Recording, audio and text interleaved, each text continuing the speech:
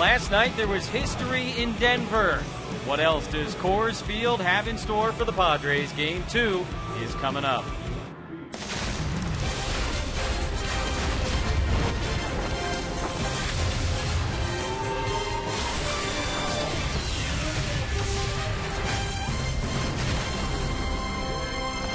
Gotta hit it to the right place. And he hits it out to center. Right center. Blackman's got a long way to go. He's still going. Off the wall. And it is off the wall. It takes a funny hop. Kemp is rounding second. He's heading to third. Gotta go. And Matt Kemp into third base with a triple and the first cycle in the history of the San Diego Padres. What a night last night for Matt Kemp, and what a night last night for this Padre organization.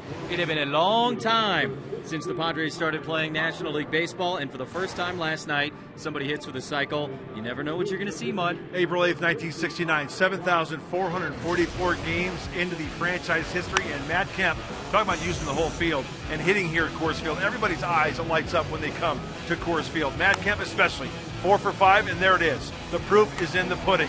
Bringing a lot of smiles, not only to his teammates, but quite frankly, Jesse Agler, who I am most happy for.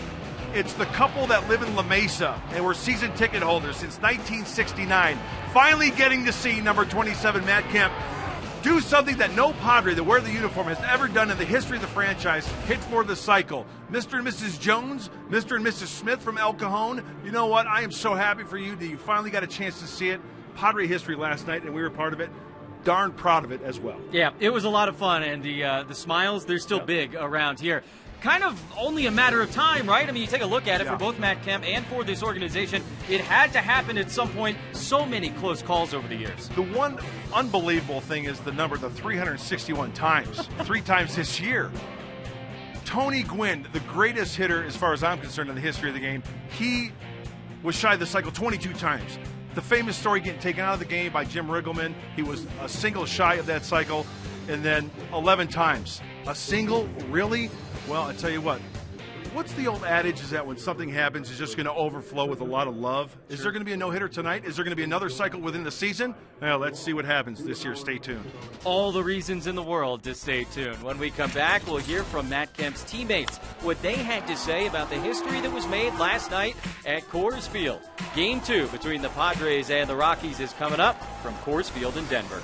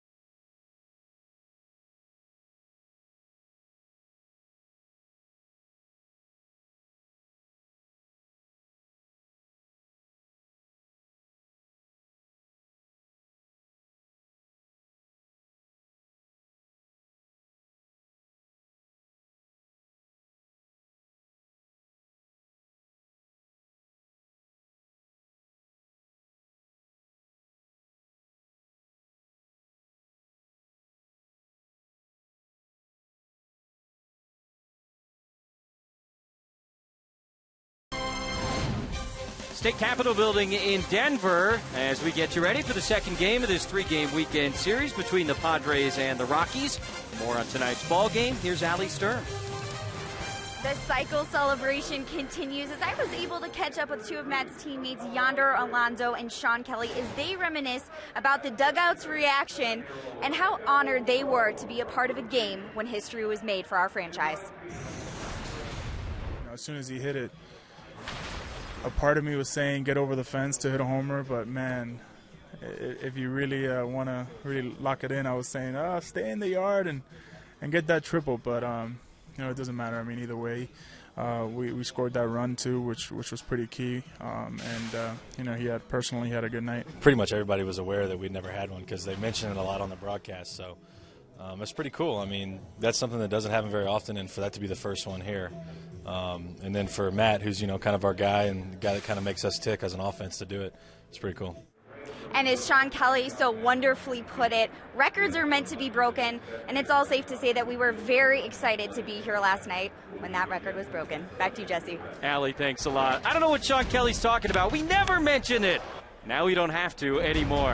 Second game of this series between these two teams is coming up. Kemp, not the only Padre, swinging a hot bat. Starting lineups when we return.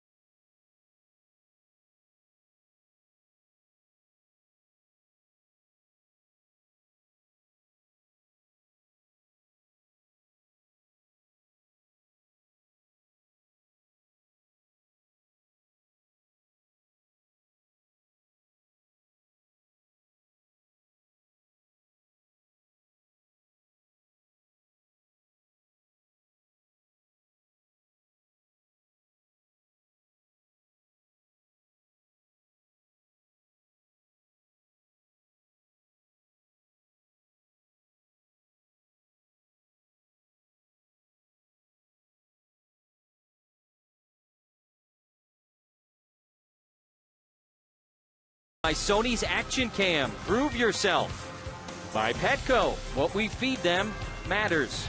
By GMC, precision matters.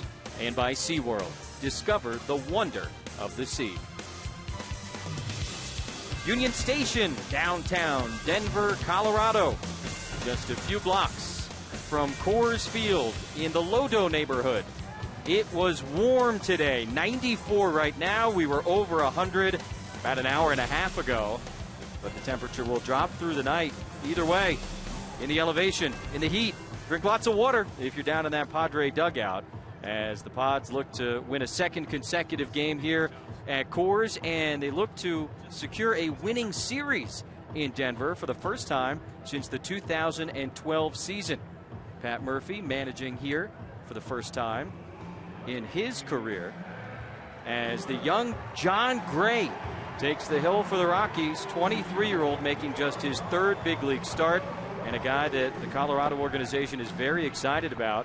Matt Kemp, of course, was the story last night, the first cycle in San Diego Padre history. Umpires tonight, you get a look there at Dan Iasonia behind the dish, CB Buckner at first, Lance Barrett will be at second, the crew chief Dale Scott at third base tonight for the middle game of this series between the Padres and the Rockies. 9-5 win yesterday. Padres have won 3 out of their last 4. Colorado has lost 5 straight. Yeah, they're definitely in a funk right now. And the way the Padres, I think the carryover from the cycle last night carries over to the guys. They want to keep hacking. The ball's cycle flying. Momentum, huh? Yes. Okay. Padres lineup is brought to you by Toyota. Once again, Yangervis Solarte in the leadoff spot. Alonso hits second. Better believe Matt Kemp's batting third again with Justin Upton, Jed Jerko behind him. Then the catcher Derek Norris. Alexi Amarista gets the start at shortstop tonight. Melvin Upton Jr. back in center with pitcher Andrew Kashner hitting 9. And 23-year-old, number 55, right-hander John Gray. As Jesse said, big plans for this kid. Selected in the first round in 2013. He was 3rd overall. Mid-90s fastball. He's got the slider and changeup. Big-time rookie. Only his 3rd major league start. First one came here against Seattle. His last one was the other day in New York against the Mets. He was very good in his second start. Rockies defense brought to you by Renovation Realty. Just one change from last night.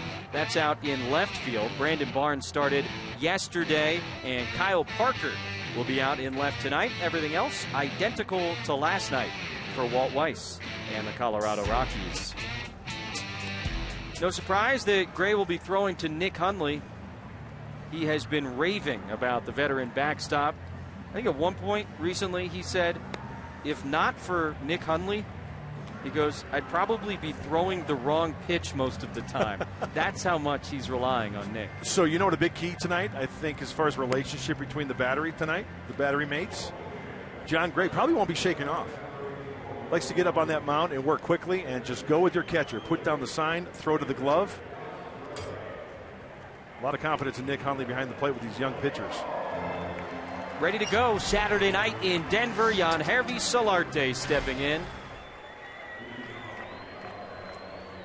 He was in the mix last night. You know, with all the Kemp stuff and the cycle, it's, I don't want to say easy to forget, but the result of the game almost became secondary. The Padres won 9-5.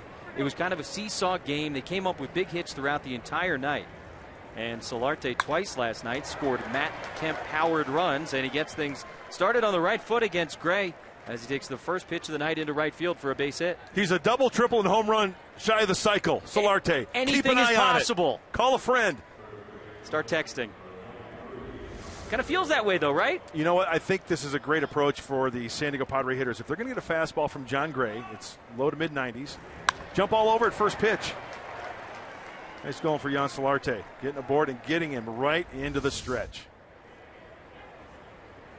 Solarte and now Yonder Alonso, who came in last night to play defense in the 7th inning. He had an at-bat. Good numbers against Colorado this season for Yonder. And he takes outside. Ball 1. Alonso against the Rockies this year in 9 games, hitting almost .450. And here at Coors, he's 8 for 16. It's a 500. That's 500. Yeah. A little slow with the calculator.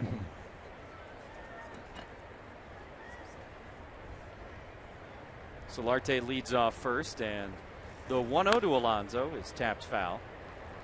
Solarte, of course, was on base when Matt Kemp delivered the triple last night in the 9th inning to complete the cycle. He's been pulled every which way today and last night after the interviews. We saw him on the pregame show. Very kind of Matt to take time to join us. Now it's erasing everything in the past and going after again tonight. Hey, as fans, broadcasters, we're allowed to keep enjoying this thing. But for these guys, it's right back to business. Yonder hits that one into right field for a base hit. LeMahieu couldn't get there. Solarte's going to try and go first to third. The throw from Gonzalez not in time. And Gray backing up saves a run for the Rockies. Padres in business, though. Back-to-back hits and runners on the corners with nobody out. And you better believe it, Matt Kemp coming up in an RBI situation. Big outfield here. And with the real estate out in the outfield, it gives the runners from first to third a greater chance of doing just that. Sometimes you're playing in the gap. Sometimes you're playing a little bit deep in right field. Whatever the case is, Solarte knows that. Glenn Hoffman knows that. you take advantage of that. Third big league start, as we said, for John Gray, the second here at Coors Field. And in the pregame show, you and Clay Hensley had a whole in-depth conversation about the kind of pitchers that have success here or could have success here. It's a challenge, particularly, I would imagine, for a young guy. Going to keep an eye on John Gray and his fastball. Is it a straight fastball? Is there a little bit of movement? Because there's not. You better make sure he locates it. See the wind really kicking up here for the moment. Runners on first and third, nobody out, and history-making Matt Kemp takes ball one. Well, aside from the cycle, you can tell he's locked in right now. And you mentioned it throughout the night, last night, hitting the ball to center, to right center. That's great, using the big part of the field. Not trying to pull the ball, let the ball travel just a little bit, and taking it back right where it came from. Hits that one on the ground and foul.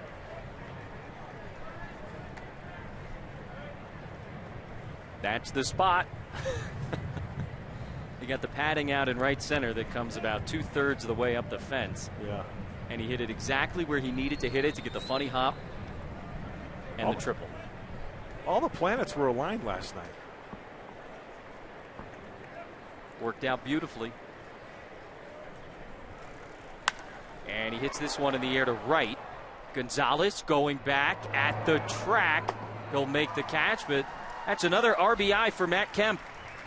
Solarte comes in on the sacrifice fly, and the good stuff continues for number 27, 1-0 Padres in the first. Nice, easy swing from Matt, getting a few pitches early, seeing what he did against Solarte and Alonso. Several Friars on fire. 7-game hitting streaks for Kemp, Upton, and Jerko. All over 300 during that time, all with 2 home runs. It's clicking. Kind of how they drew it up. Here is Justin Upton, and he swings at the first pitch from Greg. You know, I believe there's a lot of things in sports that are cyclical. No pun intended. But how many times have we seen fat mistake pitches from the opposition, swung on and missed, fouled off, out of play? I mean, and don't get me wrong, folks. It happens to every team.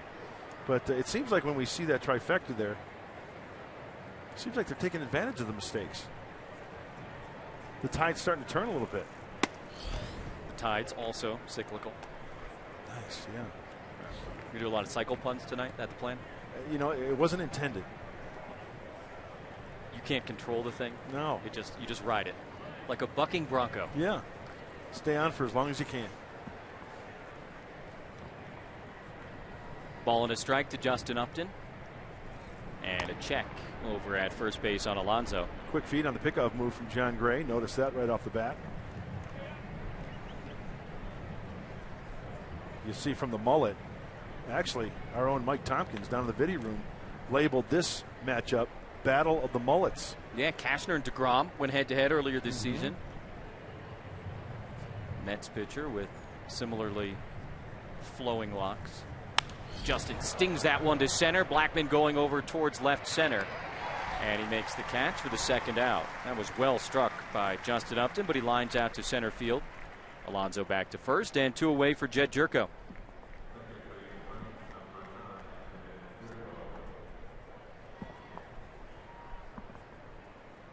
There you go. Lots of flow. Yeah, Cash has got the top ramen look with the curls, and John Gray's the straight. How would you describe that? There's a mane. Looks like a horse. Almost like a collie. Sure. Lassie? Where'd they go, girl? Oh, change up first pitch to Jed Jerko. Just missing. 8 home runs, 2 of which, as you saw, coming during this hitting streak for Jed. Had an RBI double last night to extend the hitting streak. Would add a 3-run homer in the 7th yesterday. And he hits that one to right field. Gonzalez again going back, and for the second time this inning, Cargo makes a catch on the warning track, but that's it for the Padres here in the first. Back-to-back singles for the Padres in the first, and they use the sacrifice fly to get on top. 1-0 San Diego after a half inning in Denver.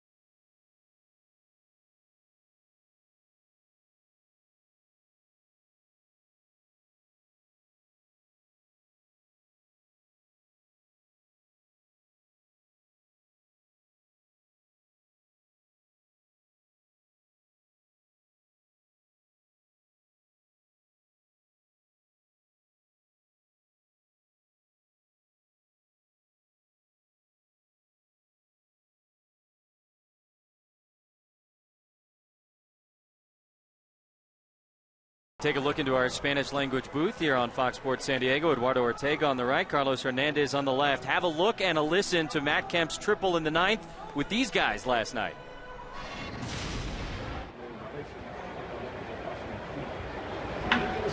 Conecta por allá, center, profundo, a correr todo el mundo, la bola vuela, arriba de la barra, está pitando, puede ser cierto, puede ser, está anotando a su arte, va para la tercera, y lo tiene, se acabó la espera, por primera vez, 47 años, esperando los Padres, tienen un bateador que conecta el 5, the real Martins, su nombre aparece. Great stuff there from Eduardo and Carlos. Oh, I love those two guys Awesome. there. And Dave, the stage manager, he shot the video. He took the phone out. He proactively said, hey, something could happen here. I want to record history from a different perspective. And Dave nailed it. Perfect timing, and two guys that work very hard at their craft. Nicely done, gentlemen. Andrew Kashner, Charlie Blackmon here in the bottom of the first. And the first pitch from Blackmon is lined to right, and it's off the wall. Extra bases for Blackmon, leading off against Kashner. Leadoff double here in the bottom of the first.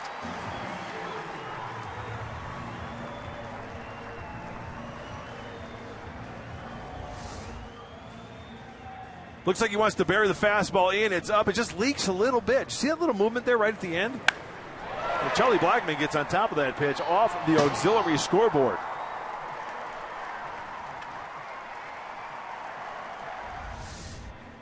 Or if you're going to throw that fastball in, you better make darn sure you get it in, because if you don't, it will leak over the heart of the plate. Looked like that ball just leaked a little bit. Last night in the first inning, the Padres got 3. The Rockies would answer with 2 back as Reyes bunts it, and Norris thought about going to third base, but still enough time to get speedy Jose Reyes. So what I guess will be a sacrifice bunt for the Rockies shortstop. Runner on third, 1 away. Yeah, not a force play at third base, so Derek Norris doing the right thing. Rockies lineup brought to you by Hyundai. You saw Blackmon and Reyes. Here's Carlos Gonzalez, Arenado, Paulson, LeMahieu, Hundley, and the only change from last night for Walt Weiss, Kyle Parker getting a start in left field. John Gray, just 3 major league at-bats. Kept Carlos Gonzalez relatively quiet last night. Got to keep Arenado quiet. Got some big bats in the middle of the order for the Rockies as Gonzalez takes a big swing and fouls back. A heater from Cash at 97. Speaking of heaters, Padres Scouting Report is brought to you by Anderson Plumbing, Heating, and Air. They execute the fastball location. He didn't do that to Charlie Blackmon, hence the double. And he's got to work ahead. You can do so many things. Working ahead. 0-1. 1-2. And bury that slider.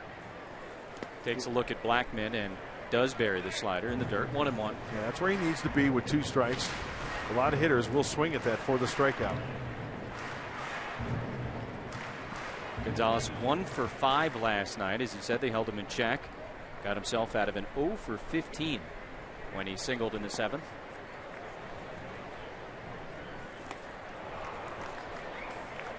Another hard slider down. 1-2.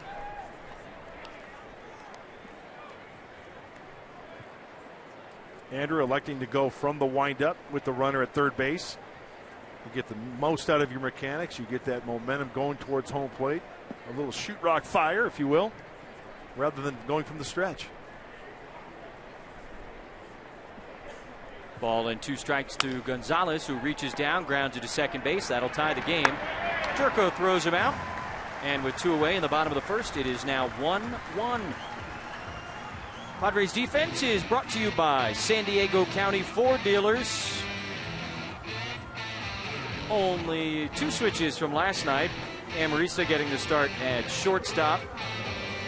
And Alonso at first with Norris behind the plate. So 3 changes. Norris was at first yesterday. Hedges behind the dish. Outfielders, make sure you've got those hamstrings and those quads stretched out, but hopefully not the case with Cash out there. A lot of real estate out there, a lot of running. Hopefully Andrew Casher can work down and keep the ball on the ground, keep his infielders busy. That's one of the big keys here. You'd rather have your infielders busy than your outfielders here. Arenado, big night last night. 3 for 4, had the 2-run homer in the first, also walked and stole a base. Well, that wind is whipping right in straight from center field. Let's see if it matters.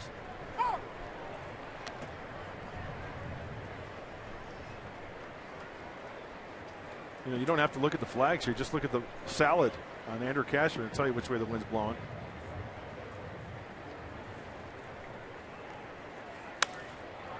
Shallow right. Kemp coming on. Makes the catch. And that's it for the Rockies here in the first. They cash in on the leadoff double.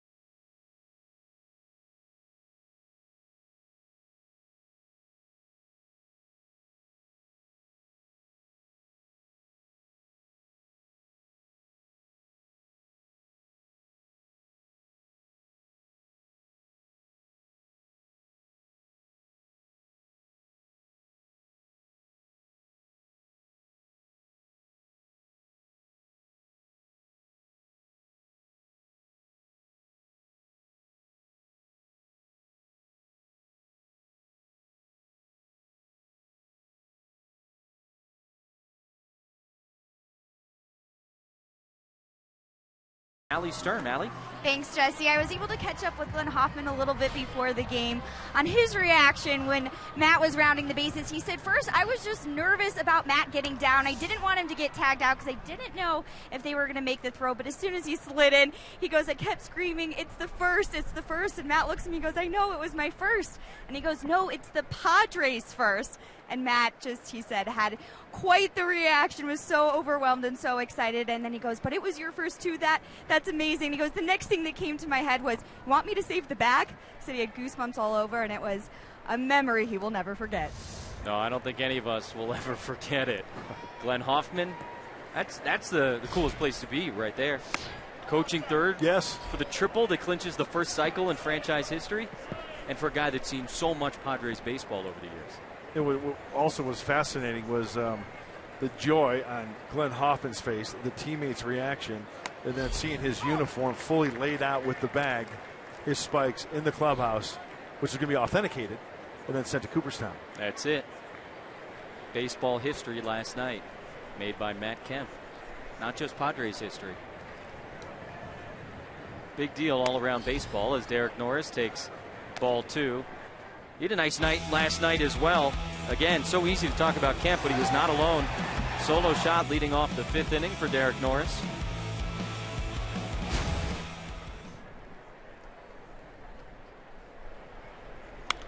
And he pops this one up, right side. Paulson makes the catch. And yeah, lots of memorabilia going down last night. The MLB authenticator was hard at work. Jersey, spikes, pants, the bases. Real deal right there. Yeah. The bat. As is. Very cool.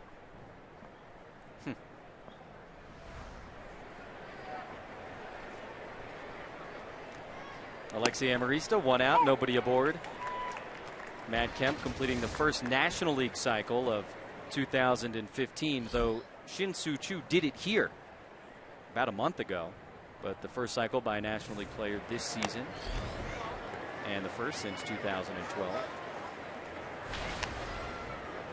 Talked about it. Good ballpark for a cycle. You Coors called Field. it. Everybody knows that. You said here in Arizona. Yeah. See the numbers for Amarista, who did not start the game last night. Gray brings it at 95. You've seen the fastball in low 90s and hump it up to 95.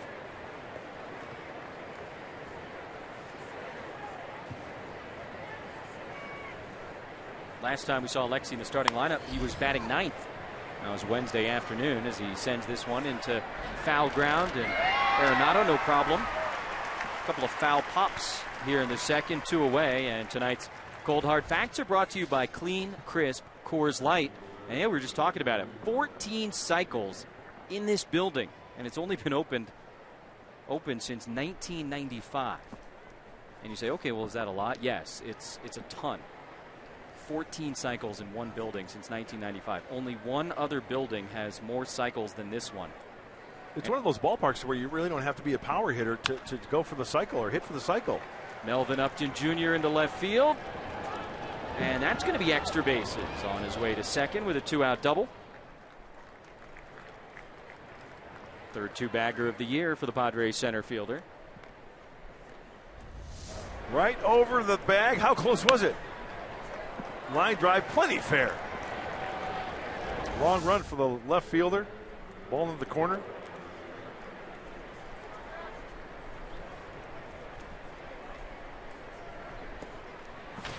The only other ballpark, by the way, with more cycles than Coors is Fenway. It's been open a few years longer.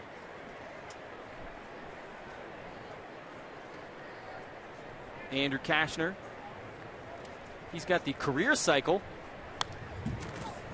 Hacks at the fastball and sends it back. So, right, we had Tyson Ross the other day. We were talking about his season cycle. Kashner's got the career cycle. Matt Kemp has the traditional one-game cycle. You know what the bottom line is. The pitching staff can hit. Tyson Ross power to the opposite field. Andrew Kashner's got pop. Going to try to drive in that run with a 2-out knock.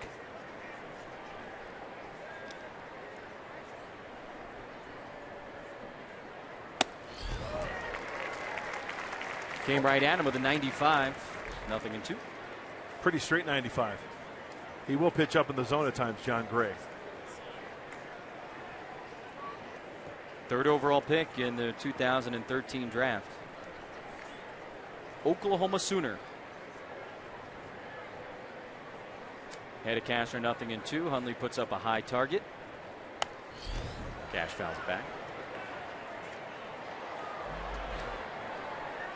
Matt Kemp was going to go to Oklahoma, correct? Yeah, he's an Oklahoma on a guy. scholarship, yeah. Gray, a big guy, 6'4", 235.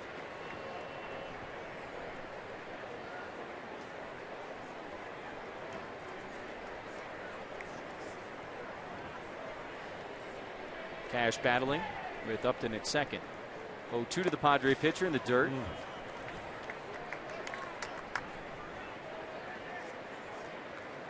Nice stop by Nick Hundley. That was a slider.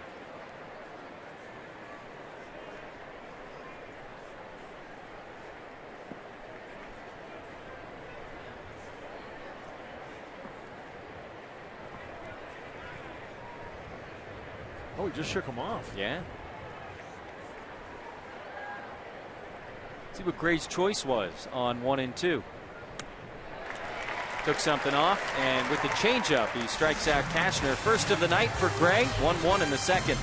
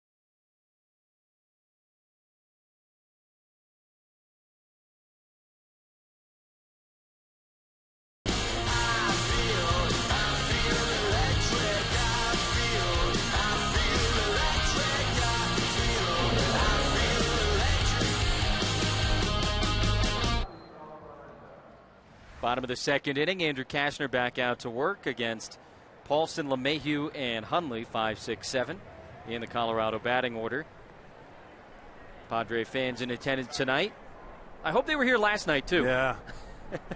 We saw some prior faithful. They got to witness history. And Kashner delivers the first pitch strike to Paulson, 0-1. As I mentioned to you earlier before the game, baseball, it's the best reality show on TV. You never know how it's going to pan out. It's cliche, it's trite. We probably say it more often than we should, but it's true. You never know what you're going to see when you come to a big league game or turn it on the TV. Hey, and look at Padre fans and Rocky fans can coexist, having a good old time at the ball yard. Got moves. Showing off some skill. Yeah. In the dirt to Paulson. Yeah. There you go. That's a profile picture.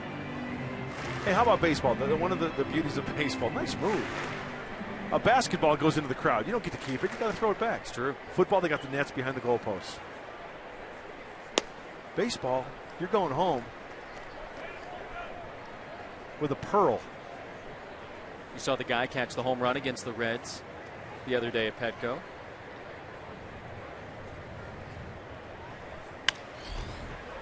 Against the shift the other way, Amarista all by himself. Nicely done by Alexi on the left side of the infield. Paulson done, one away.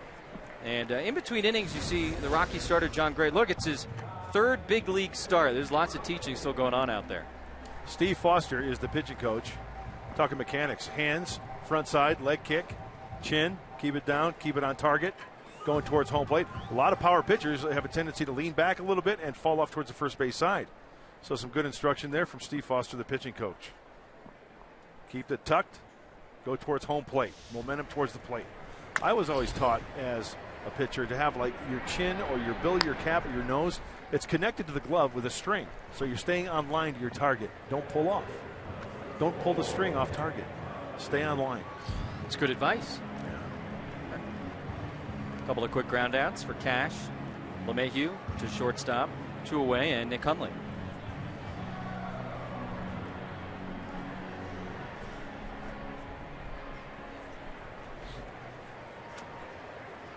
Earlier this season, Nick had a career-high 13-game hitting streak.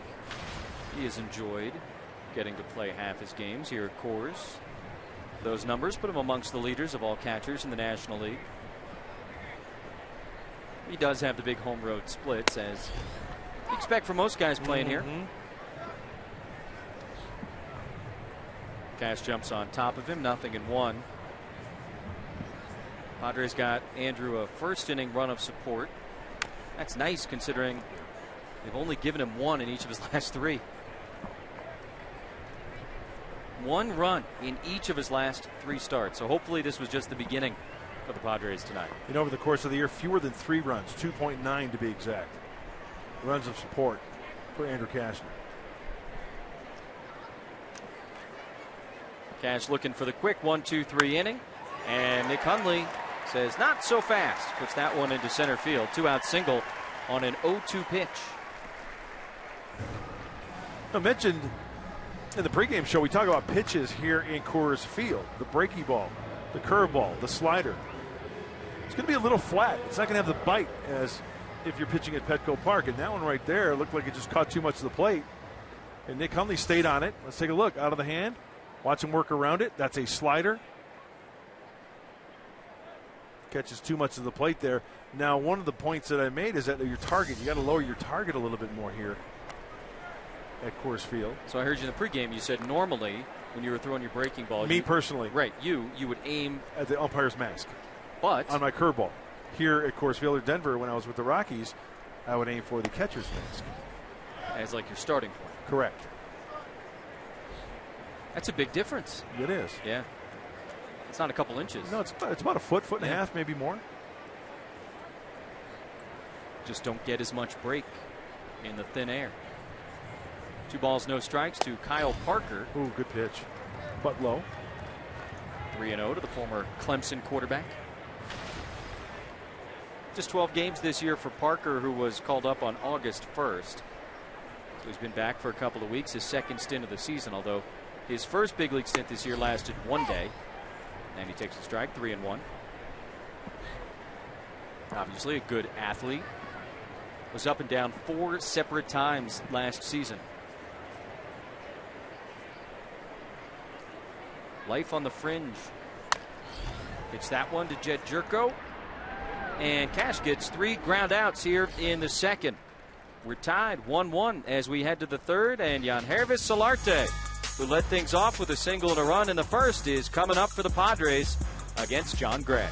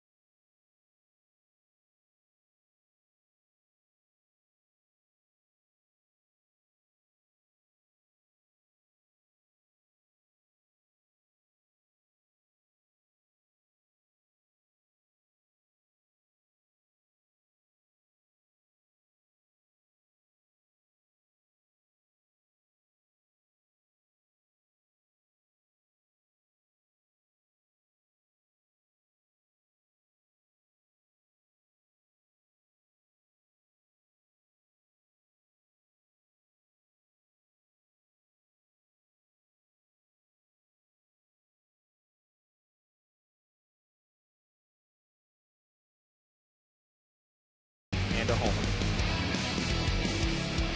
High, long, touch 'em all. And he makes a somersaulting circus catch. Bounce off the wall. And it is off the wall. Matt Kemp into third base with a triple and the first cycle in the history of the San Diego Padres. That's been a fun first season in Padre Blue for Matt Kemp. He's had some big moments. Saw a couple of the great catches there. He's had some big throws from the outfield, but at the plate, been doing his thing. Leads the team with 67 runs batted in. And for the second consecutive at bat, Solarte swings at the first pitch. Sends this one back. Scored the Padre run. Driven in by who else? The man. Matt Kemp. Matt Kemp. Takes a pitch. And it misses low. 1-1. Yangervis has now hit in 17 of his last 20 games. And he seems pretty comfortable in this leadoff position. He's coachable. I think you could put him anywhere, and he's going to try the best he can to try to do the best for the team. Take pitches. Not in this situation, though, in the first pitch of the game. LeMahieu handles that one no problem after he was jammed. 1 away. Not going to get too many by the Colorado second baseman. See John Gray about to throw his 30th pitch here in the third inning, and you go, well, what does it matter? And the reason it matters is they've got him on a very, very strict pitch count here early on in his career. Not going to let him go more than 75, maybe 80 pitches, depending on how the game is going. And they took some heat for pulling him when they did in his last start against the Mets. He'd allowed 1 run on 1 hit in 6 innings, and they took him out. And the Rockies ended up losing the game. As Alonso grounds to first, 2 away. Time now for a great moment in Padre history. And we take you back to yesterday. Matt Kemp, the first cycle in Padres history. I predict this is not the last time. August 14th, 2015 is a Geico memorable moment in Padre history.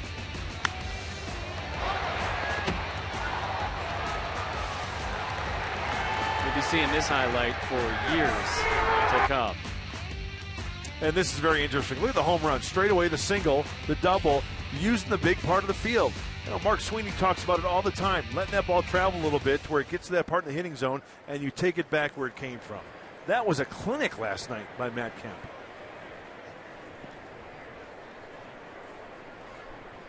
Gray ahead of him, 0-1 here in the third.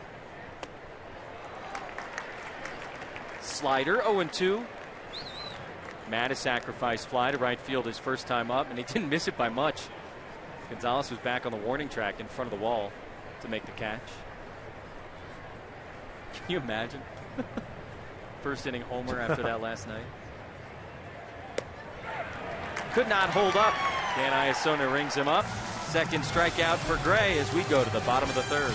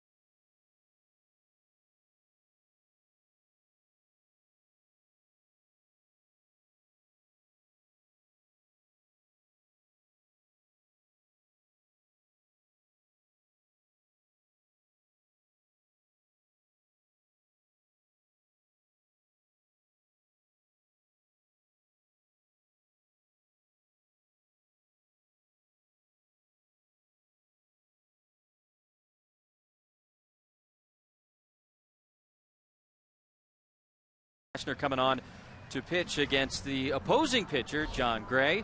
Mark Grant, Jesse Agler with Ali Sturm, and obviously for Cash and anybody else, not the easiest thing to do to pitch in this city, at this ballpark. We're back at Mile High, where you pitched a few times in 1993. There you go, career numbers, Mark Grant. 8 games. Thanks. 8 games. Perfect. And ERA over. I just forgot about those numbers. Thanks for bringing that back into my life. I got to... Yeah, you know what? And that kid's getting a bird's eye view of the action. Tough to pitch here. Now, at Coors Field, the dimension's totally different than Mile High Stadium. The Broncos played there, and professional baseball goes back way back here in Denver. Late 1800s. And at Mile High Stadium, you see the dimensions here at Coors Field. It was 330 down the left field line. 330. And no humidor. No humidor. And it was 380 something down the right field line, I believe, and it was a huge gap in right center field.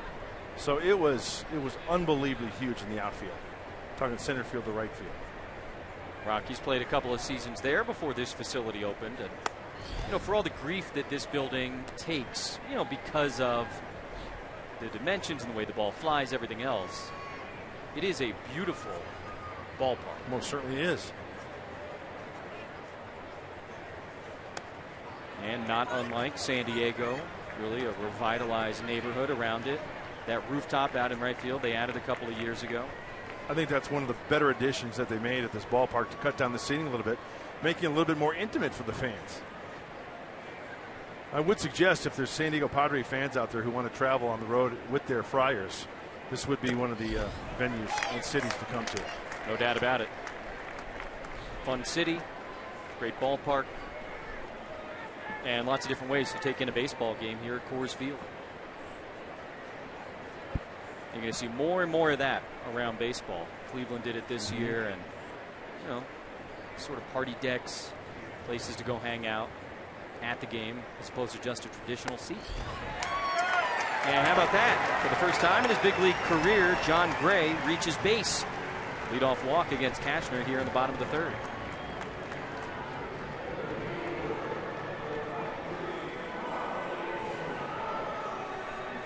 Oh, first time through the Colorado lineup for Andrew Cashner, 1 of 9 in the first pitch strikes. 1 of 7. 7 of 9. I stand corrected.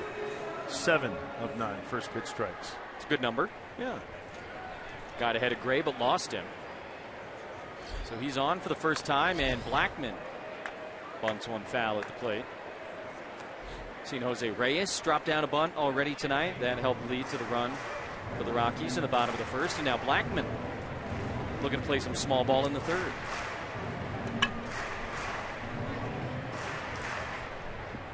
What do you think of small ball here in Colorado? You know. I don't know that giving away outs makes the most sense. I totally agree with you. A routine fly ball could turn into something much bigger, and you see Blackman against the Pods this year has had all kinds of success. And this is why, if Charlie Blackman's, if I'm pitching and he's going to bunt to try to get, I'd say, you know, thank you very much. Thanks for the out. He's one swing away from putting 2 runs up there. Reyes was given a sacrifice in the first. He was probably trying to bunt for a hit, and he just sort of takes the sacrifice as like the secondary result, but nonetheless. I think that's a rule that should be changed. I think that should be a judgment call on the official scorer's behalf. If he tries to bunt for a base hit and he moves the runner over, I think that's an at-bat because it's a win-win for the hitter. Either he's going to get a hit or he's not going to be charged with an AB. That's right. I see what you're saying.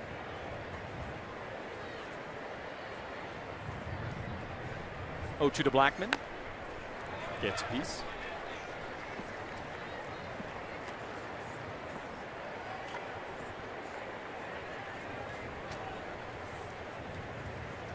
Wind continuing to whip around here at Coors. Rockies have had just awful luck with weather this season. For goodness sakes, they brought a rainout to Petco. That's all you need to know. And there is some weather in the area. Hope we stay clear here downtown as that one's lifted to right field and into the corner, a foul ball. Close down the right field line. Almost extra bases for Blackman, but a foul ball.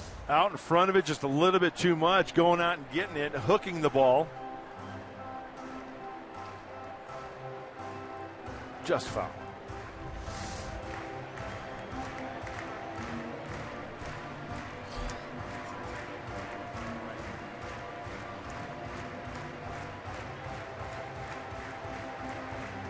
Talked also in our pregame show with Clay Hensley regarding the dryness of the air. Very tough to grip and get on top of that baseball, especially the curveball. Fastball as well. Derek Norris, he wants the fastball away. On 0-2. Just misses outside. And it seems like here you can't break a sweat. When you're out there, you know, you'll get worked up a little bit. But you go back to sit down in that dugout, you'll dry up quickly. It's tough to maintain that lather and that sweat and stay hot.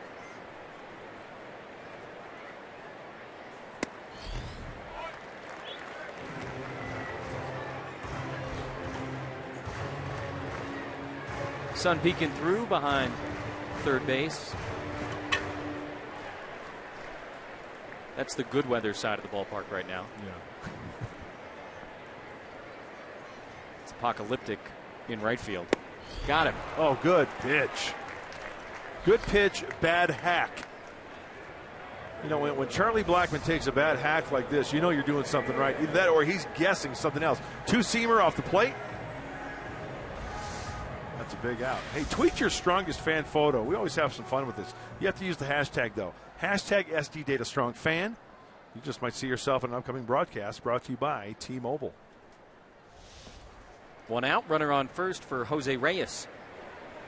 Batting second again for Colorado, and he takes fastball, strike one from Cashner. As we talked about a moment ago, Reyes a sacrifice bunt his first time up. That moved Charlie Blackman from second to third and allowed Carlos Gonzalez to tie the game on a ground ball to second. Both teams scoring in the first and held off the board in the second as Reyes goes to center field. Pushes Gray up 90 feet. First and second, one out, with the big bats coming up for Colorado.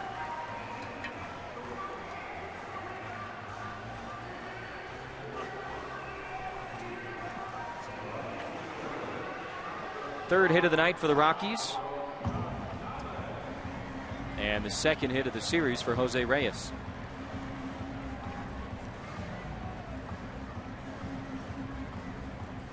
Remember Colin Ray's Major League debut the other day? I do. Remember that great pickoff play they put on at second base? Great move. You got a pitcher on second here in his third big league game, on base for the first time. Why not try put a pickoff play on here? Yeah.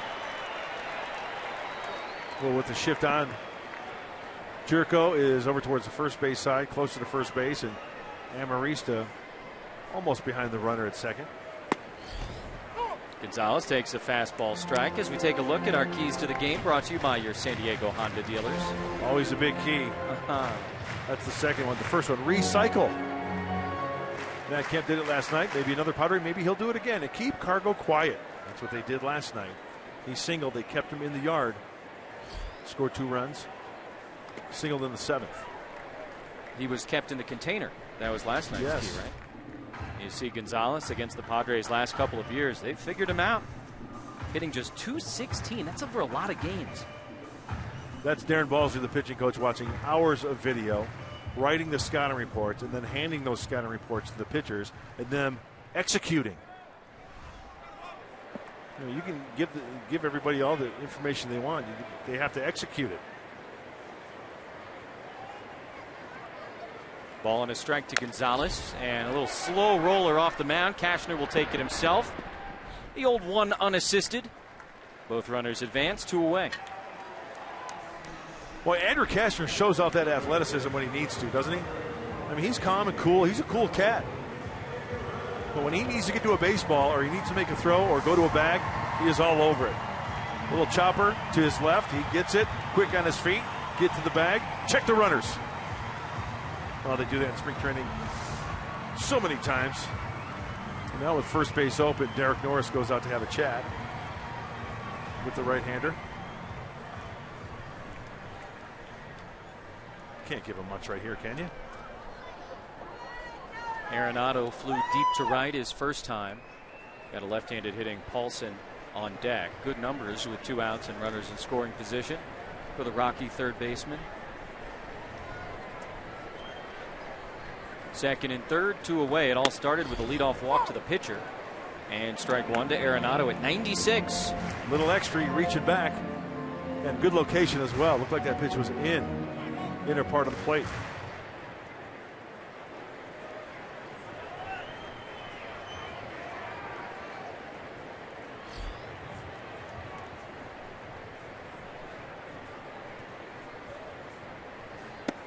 Another fastball inside, this time at 97, 1-1. You know, I think the mentality of the Padre pitching staff in a situation like this, sure, you still want to make good pitches. It's not like you just want to throw 4 wide ones or 4 wide ones inside or bounce a breaking ball here. You know, still trying to make a good quality pitch, according to the scouting report, to try to get him out if he puts the ball in play. That one gets away from Norris, and Gray, the pitcher, not going to try and score from third base. That's Jose Reyes or Charlie Blackmon. Who knows? But not with Gray.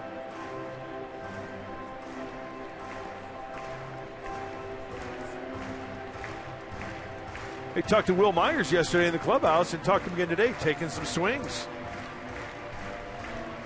He is absolutely adamant about playing again this season. He said even if it's 5 at-bats. And it makes sense, kind of go into next year knowing everything is okay physically. All right, I did it at the end of last season. I don't have to think about it anymore. It's not a thing come spring training. If he doesn't get a chance to play again this year, well, he's got to answer that question next February and March. So he certainly understands where he's coming from. As Arenado sends that one into center field, that'll score a couple. And a 2-out base hit from Nolan Arenado puts the Rockies on top 3-1.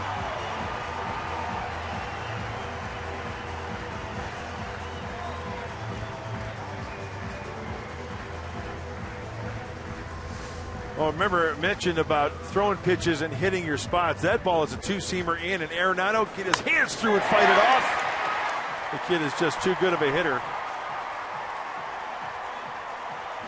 I don't know if Andrew wanted to bury that one in a little bit more because there was a pitch prior to that that kind of moved his feet a little bit.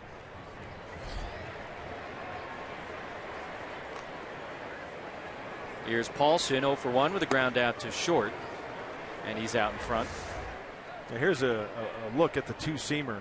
You know, there was a pitch during the at-bat where he moved his feet a little bit more, but enabling him to get his hands in and fighting that ball off to where it came from, down below the label.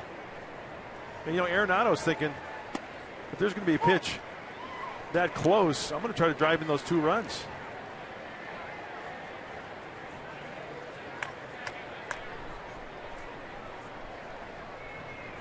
Oh for his last 9 and just 1 for his last 12.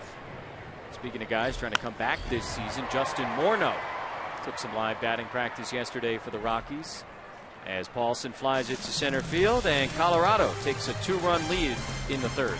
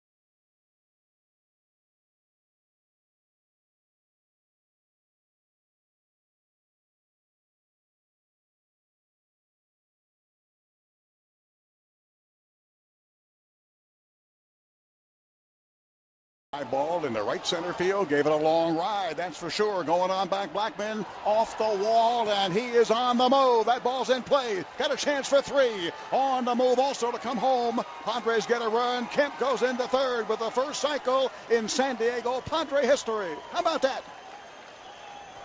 Ted Leitner, been calling Padre games a long time on TV and radio, and he and Bob Scanlon and Dave Marcus, who I think is in his 22nd season as producer engineer for those guys, get to see the first cycle in Padre history, courtesy of the man with the towel on his head, Matt Kemp. Yeah, I'm happy for Ted. Very happy for Ted. All those guys. Just hanging out.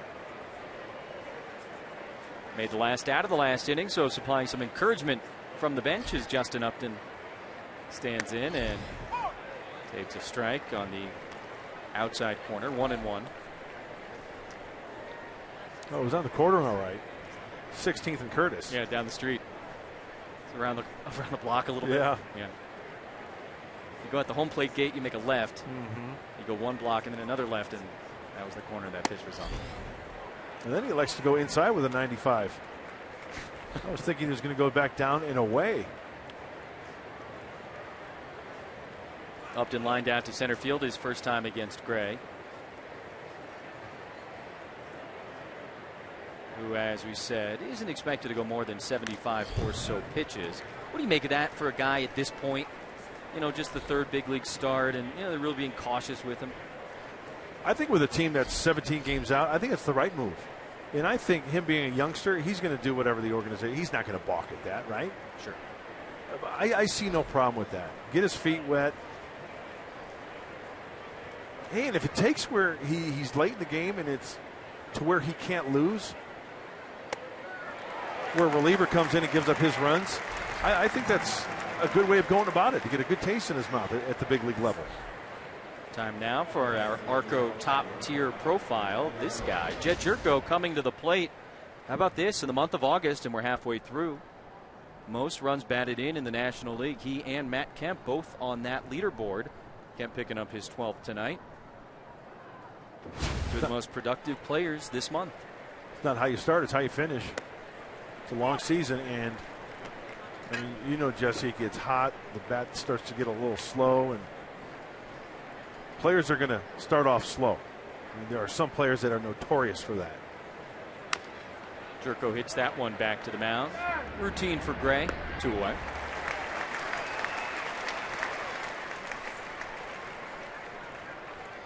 All right, our Ram Trucks Tools of the Trade focuses on the backstop. Derek Norris defensively behind the plate. Or at first base. Yeah, it times it perfectly. Last night he started at first base, made a nice play. 1.5 feet. Look at the Padre backstop, making it interesting. And even Bud Norris was helping him out a little bit. Hey, another thing about last night's game regarding the Matt Kemp cycle, it was also nice to see Bud Norris go out. He pitched an inning and got credit for the win. First one as a Padre. So congratulations to Bud. Looked very good in his first 2 appearances out of the pen. Interesting addition. Something to keep an eye on, certainly, is Norris, who is catching tonight. Fouls that one back. 0-2.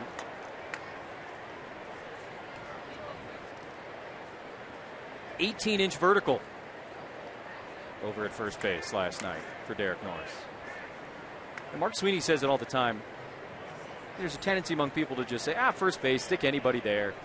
There's a lot more to it than just grabbing the funny-looking mitt and standing by the bag. I totally agree. Footwork around the bag, throwing to second base, turning a double play, covering on a bunt.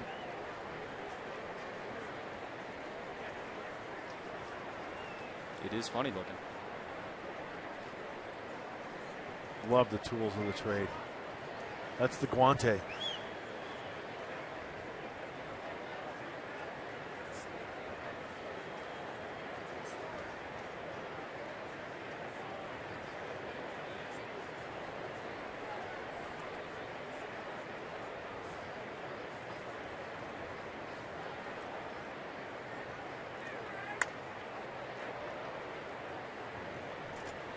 One ball and 2 strikes as Norris continues to battle John Gray, trying to get the pitch count up for the young man.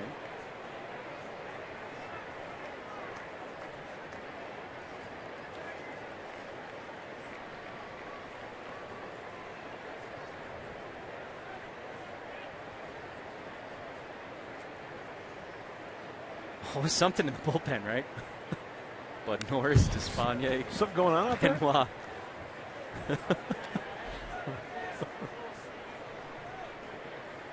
You never know the shenanigans going on out there. Trying to get on TV. You know, you get to know the personalities of the players on the team and the pitchers, especially in the bullpen. It seems to me that Despaign's got a target on his back. Doesn't it? He's just in the middle of something. He's just one of those lovable, likable guys. So I think what happened was the Padre bullpen there, as you see it, is kind of near the batter's eye in center field. And so all the way on the right of your screen, Despaigne is sort of walking around towards the batter's eye. And I think one of the umpires saw that and wanted to get him out of the way, so as he would not be a distraction to the hitter. Derek Norris. Was he doing like calisthenics or something? He might have been loosening up. Maybe jumping jacks? Maybe just walking, staying loose. So there was a slight delay as they waited for him to sort of clear out from behind the pine trees.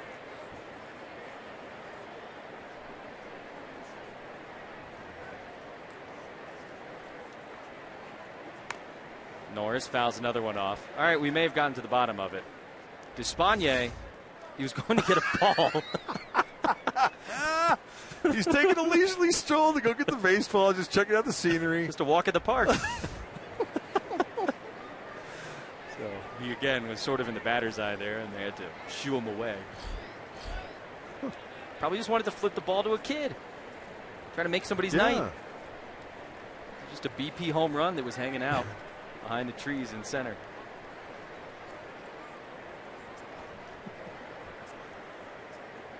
Like we said, you never know what you're going to see. You know, this bullpen is notorious for some tomfoolery. Oh? Some ballyhoo.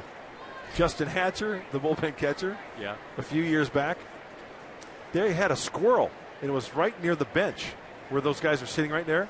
Well, Justin Hatcher, being the outdoorsman that he is, he tried to corral the squirrel to pick it up to take it somewhere. Well, the squirrel bit him on the finger. And it's the first time in the history that the squirrel had to get a rabies shot. True story. The whole thing? Oh, except for the rabies shot. Yeah. Well, that was the joke after the squirrel. But how about that? Good long battle here between Gray and Norris. This is the 11th pitch of the at-bat coming up.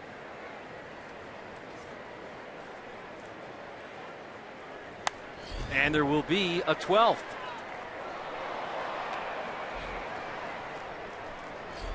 Love these long battles, these long at-bats. What do you think the longest at-bat in baseball history is, pitch-wise? I would have to say it'd be around the 20 mark. 20 pitch mark. That's a very precise guess. Not even a range or anything. You just went straight 20. Look at Southland Technology Fox Tracks. Up the middle, great reach for it with the bare hand. Reyes uses the bare hand, and Norris beats it out. So the long battle between John Gray and Derek Norris goes to the Padre catcher. He will gladly sacrifice that bat. Major snappage on the fastball in. And with Reyes playing back at shortstop, he's got a long way to go. The bare hand, Derek Norris, and nice pick over there at first base. What not to do? Yeah, don't grab it if you're a pitcher barehanded. You might break a fingernail or do something. Great hustle by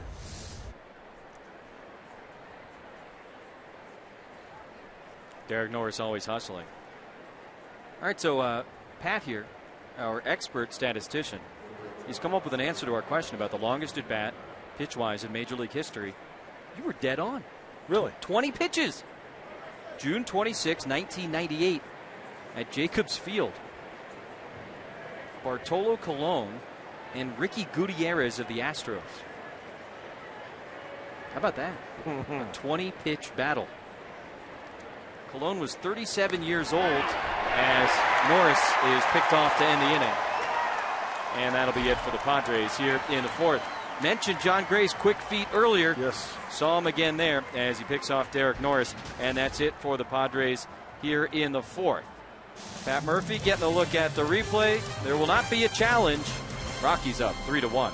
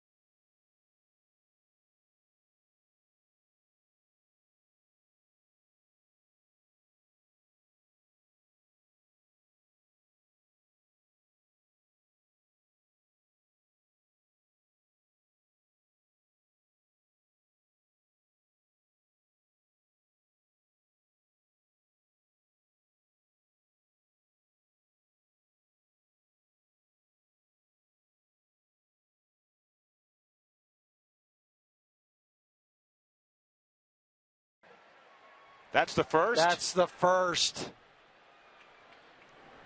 What's the deal with the Padres? They couldn't produce a no-hitter forever. And then Matt Kemp comes with the first cycle in Padres history. That's how it sounded on the Rockies telecast last night. Yeah, they weren't quite as enthusiastic as we were. No. Jeff Huson on the left, Drew Goodman on the right. He's our guy, Matt Kemp. Yeah, man. Taking shots. And you know what? I've got to give credit where credit is due. I walk in the clubhouse last night after the game, offer congratulations to Matt. I go in the coach's room, and I was talking to Glenn Hoffman.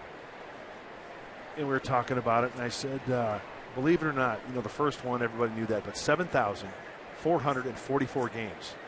And Glenn perked up. He said, what? He goes, 7,444. He goes, 7,444. And I'm, yes, 7,444 games. And he looks at me and he goes, Mud, add up those numbers. So 4, 8, 12. So 5 minutes later. Yeah. LeMahieu on the ground to first base. Sorry, it's a good story. So I got the calculator out. Yeah. 7, 4. I said, he looks at me, he goes, 19. I go, oh my goodness gracious.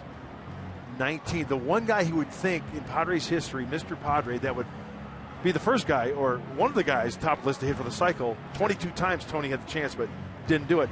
Glenn Hoffman looked at me and said, Tony Gwynn, number 19. And then on the date, 8, 14, 15 adds up to 19. All the single digits. Yeah, and I tweeted it out and then mentioned that Glenn was the mastermind behind that. But my goodness, just an unbelievable night. So thank you, Coach. Coach Glenn Hoffman. A lot of fun. Yeah. Nick Hundley, what do you know? He's got a hit tonight. He is hit very nicely against the Padres on the season. The .400 average is 11 hits and 26 at-bats. Cashner got LeMahieu, and now 1-1 to his former battery mate. Hey, there you go. There's a 19. That could be a fun thing now for Padre fans, right? On social media. You go around taking pictures of 19s, wherever they are. Yeah. Different ballparks or wherever. Be a fun thing. Use a hashtag for it. Be a cool deal. Get it trending. Matt Kemp was trending last night. You better believe it. Good change from Cash. 1-2 to Hundley. I'm always so intrigued when a guy's pitching to his former catcher. Who's hitting. I'm sure Nick is thinking, okay, what's the count? What did we put down in this situation, 1-2? And then Cash is thinking the other. Okay, he's thinking I'm going to throw a changeup. I'm going to throw a fastball.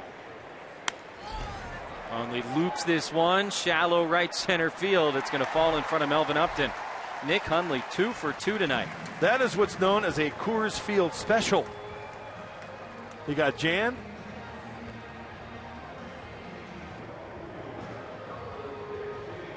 Hey, there's a 1-9.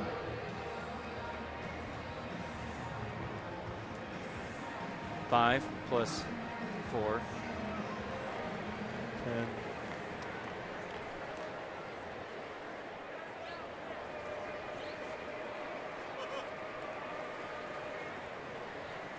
But yeah, the 19 doesn't have to be next to each other. You saw those yellow numbers. There's a 1 on top of a 9. We can do it any way we want. Yeah, there's no rules. We just made it up. 1 on, 1 out for the left fielder Kyle Parker. 0 for 1 with a ground out.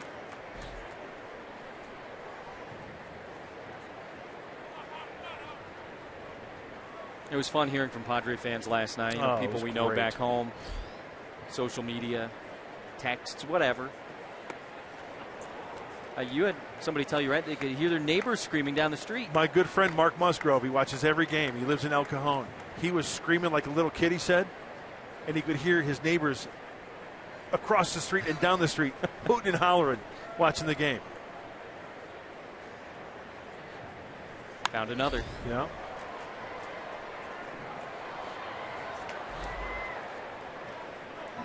Special night in Padre history last night. We'll always remember August 14th.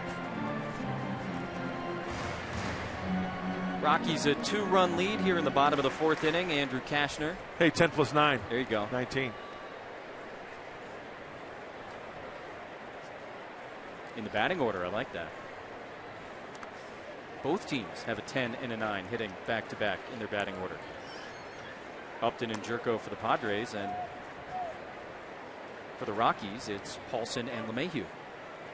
And of course, you won't see the 19 on a Padre jersey because it's retired at Petco Park.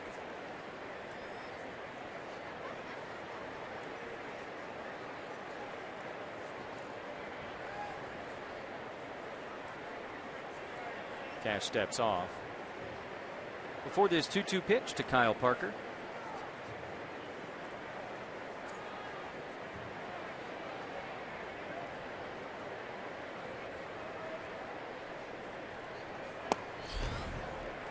.99 from Andrew Cashner. You know what's amazing about Cashner? That delivery, it's like the same delivery every time, but it's the arm speed. He tried to humpy hump up that last one at 99. Reach back for a little extra.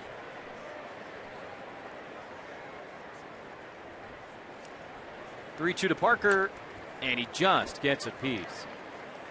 Reaching for the slider from Cashner. Now, when the slider gets a little bit too big for Andrew, I think that's when he runs into trouble a little bit. Try to stay on the side rather than wrap it a little bit. He does throw a curveball as well.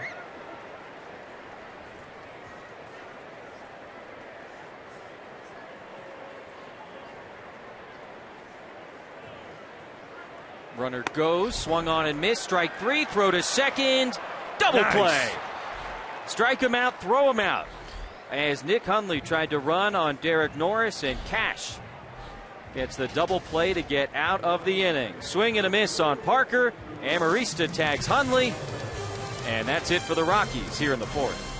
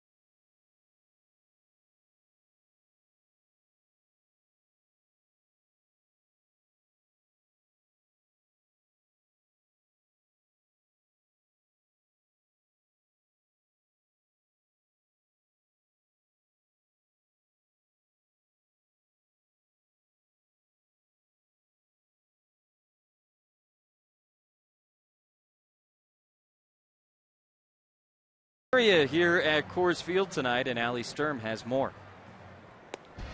Thank you, Jesse. I am actually situated in the visiting bullpen at Coors Field, which is one of the largest visiting bullpens in the National League, and it is certainly an interesting one. It has a lot of unique features with this beautiful scenery. It also has its very own pond, and directly above the pond are solar panels, and the solar panels, along with the waterfall feature, allow for enough energy to be distributed to the video board to completely operate itself. It is truly one of the most interesting bullpens in the league. Guys? All right, Allie, thanks a lot. And, of course, earlier, Odrisamer Despaigne pulled a Fernando Rodney, was hanging out back there, trying to find a souvenir. There's a lot going on out there. Like a scavenger hunt or something. They found a baseball. What's next on the list? Amarista leading off against John Gray here in the top of the fifth inning. Alexi was at the plate in the top of the fourth when Derek Norris was picked off by Gray. I believe officially they're calling that a caught stealing. That's the word we're getting, and the reason being is because he made a flinch towards second base as an attempt to steal second base. So it's almost as if he's going, and then he gets caught in a pickle. But he didn't get caught. I know. Yeah, no, he just went back to the bag. I think. I mean, what's your feeling on that? I mean, it doesn't really matter whether it's a pickoff or a caught stealing. Exactly, it's an out. But I certainly didn't see him go for second. I didn't either.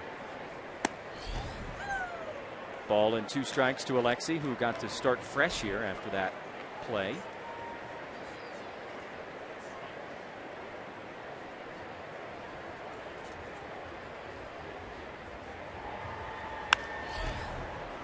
Lines that one foul to left. Parker gives it a look, but it finds the seats. You know, official scoring, it's an interesting topic around baseball. It impacts guys' stats. Sure it does. Which is a big deal. And if there's a no-hitter going, then okay, hit or error, that can become a big thing. But night in and night out around baseball, most of that stuff doesn't matter to the fans. Another foul ball from Amarista. But there are moments when official scoring is a big deal, and I've heard some people suggest, you know, maybe you get crews of official scores, kind of like you have crews of umpires that go around and do this, sort of a centralized system. Totally agree. I think there should be a 5th umpire up in the booth.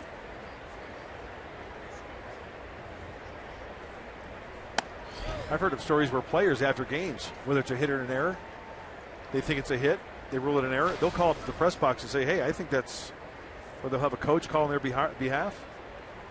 Got a game break coming up. Yankees, Jays from Toronto. Amarista into center field. Blackman comes in after he went back. Makes the catch for the first down here in the 5th. Yeah, Yanks and Jays played earlier today. New York went back into first place last night with a dramatic late inning comeback last night at Rogers Center. Here's Melvin Upton Jr., who right now is maybe the best positioned Padre for a cycle tonight. Pat Murphy said before the game tonight, he told Melvin Upton going into this weekend, hey, I'm going to try and get you a few starts in a row here. See if we can get you going and feel comfortable. Get some reps. That's it. And this is one of those ballparks where I think it could be an advantage to a hitter. You just hit it hard, you square it up, it's going to go either for extra bases or for a home run.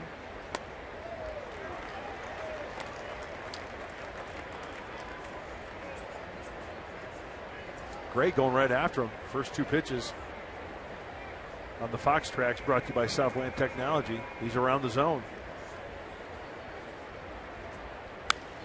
Reaches for that one and fouls it back. Started the game last night. It was his first start since last Saturday. Oh, famous Dave, that looks good. I love the swine. Barbecue. Never gets old. Got him. 4-pitch strikeout. And number 4 for John Gray. Upton retired for the second out here in the 5th. Our game is presented in HD by Sony 410. 2 outs, nobody on for the pitcher, Andrew Kashner.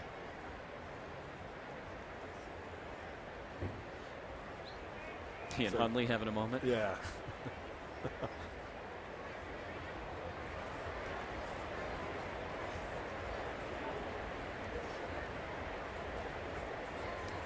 It is Andrew's first start against the Rockies this year.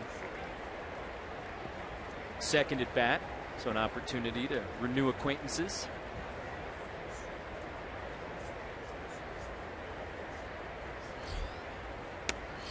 Gray quickly ahead, 0-2. How much do catchers really talk to hitters when they're at the plate? A little bit. Yeah. Like just little barbs back and forth maybe. But then it gets down to business. You see the intensity on Andrew's face and Nick as he puts down the sign.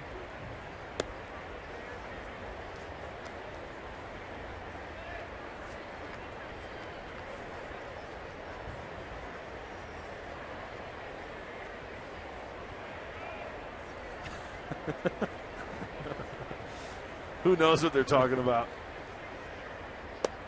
2-2. Back-to-back sliders from Gray after he got ahead of Cash.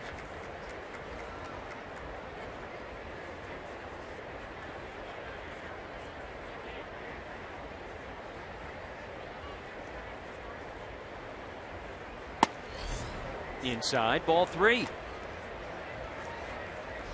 So young John Gray, who is closing in on that 75 pitch count.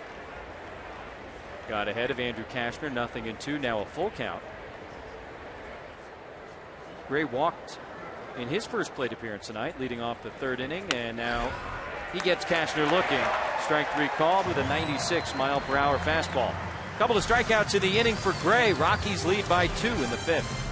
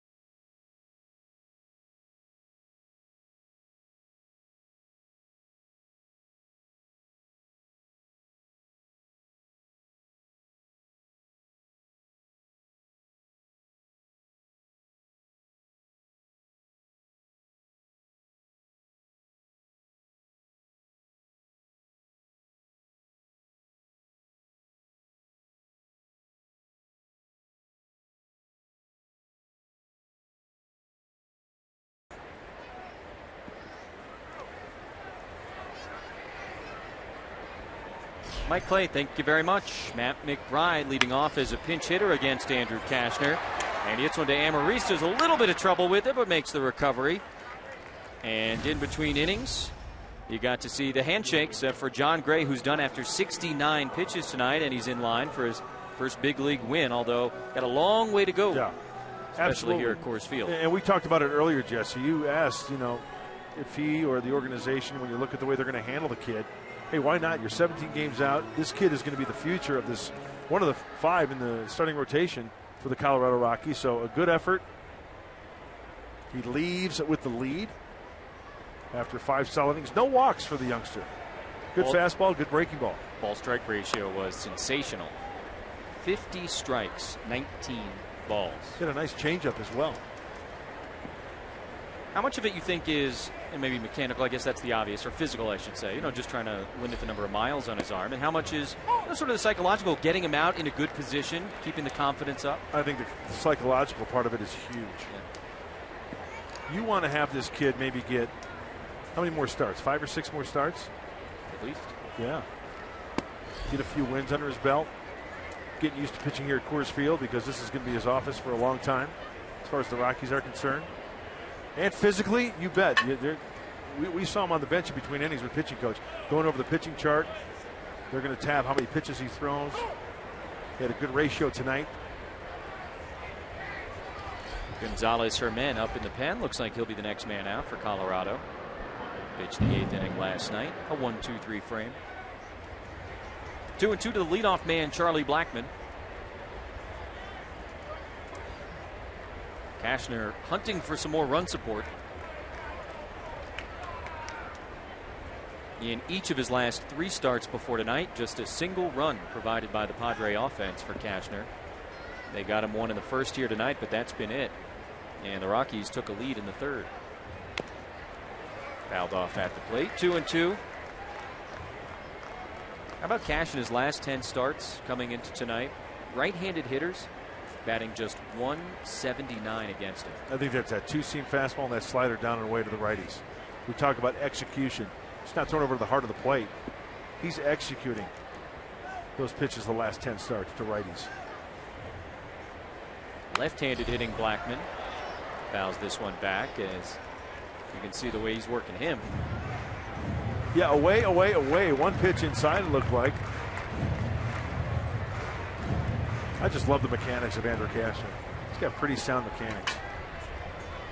Doesn't look like he's throwing 96. No, if that makes sense. Here comes a slider down and in. Ooh, and he missed. Right past Cashner into center field for a 1-out single. Blackman now aboard for the 2nd time tonight. He doubled and scored in the 1st. Look out. He wanted it down and in. And as a pitcher, coming right back at you. Look out, hockey suit. Slider that he just left up.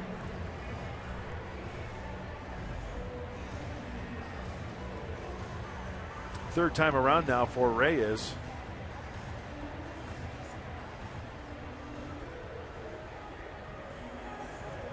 And a little visit from Derek Norris and Andrew Cashner. Yeah, certainly a stolen base threat over at first in Charlie Blackman. He's got 31 this year, had 1 last night. Norris threw out his 29th would-be base stealer last inning, getting Nick Hundley part of the strike him out, throw him out double play to end the inning. I would say he's going in one of the first couple pitches here. Ooh.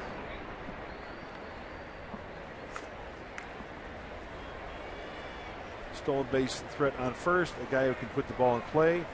Calls for maybe a fastball.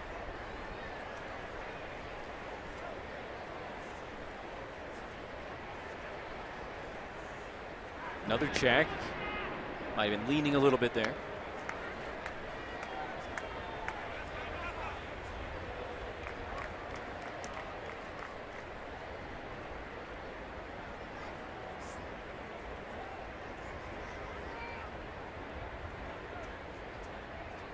And the first pitch to Reyes is a fastball outside, 1-0. Jose Reyes, of course, acquired in the Tulowitzki trade before the deadline. News this week was that he cleared through waivers, and so he could be traded to any team if the Rockies want to try and unload the contract. A lot of money still owed to Jose Reyes over the next couple of years. Hefty. Big, large. $55 million or thereabouts through 2017. You know, you mentioned it earlier about Jose Reyes. I had the same feeling you did with the Mets. I thought he was going to be one of those franchise players. I'm talking 16, 18 years to where he was going to be the guy. I don't believe they ever offered him a free agent contract. Another close one at first. Let him go. Signed the big deal in Miami. Part of the big overhaul for the Marlins that year. They changed the name and the uniforms. They had the new ballpark, Ozzie Guillen. And after 1 year of things going badly for the Fish, kind of blew it up, traded him to Toronto. And now in Colorado. Hey, Blackman's getting a workout over there at first base. Wear him down a little bit. Bring out the oxygen mask. Yeah.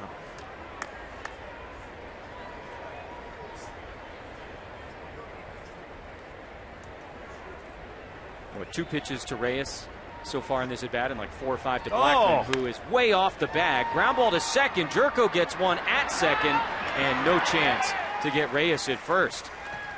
Blackman started to seal, slammed on the brakes, and lucky for him, wasn't picked off. And as a pitcher, I'm just trying to put myself in the shoes of Andrew Cashner. There's that split second where you commit. He committed to the plate. Now, the objective here is to get the lead runner. They do just that, but Reyes has got too much speed. Oh, nice. How about the vertical on Alonso there, preventing that ball from going possibly in the dugout? So one stolen base threat eliminated and another over at first base as Reyes reaches on the fielder's choice and Gonzalez steps up with a man on first and 2 away.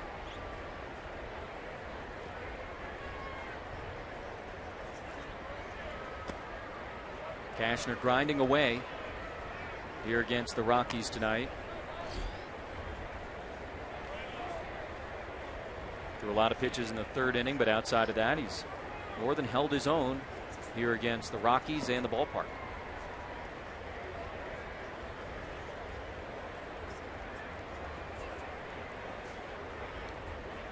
Reyes goes. Called strike. Norris's throw. Got him! That's number 30 for Derek Norris. He leads all of baseball in catcher caught stealing.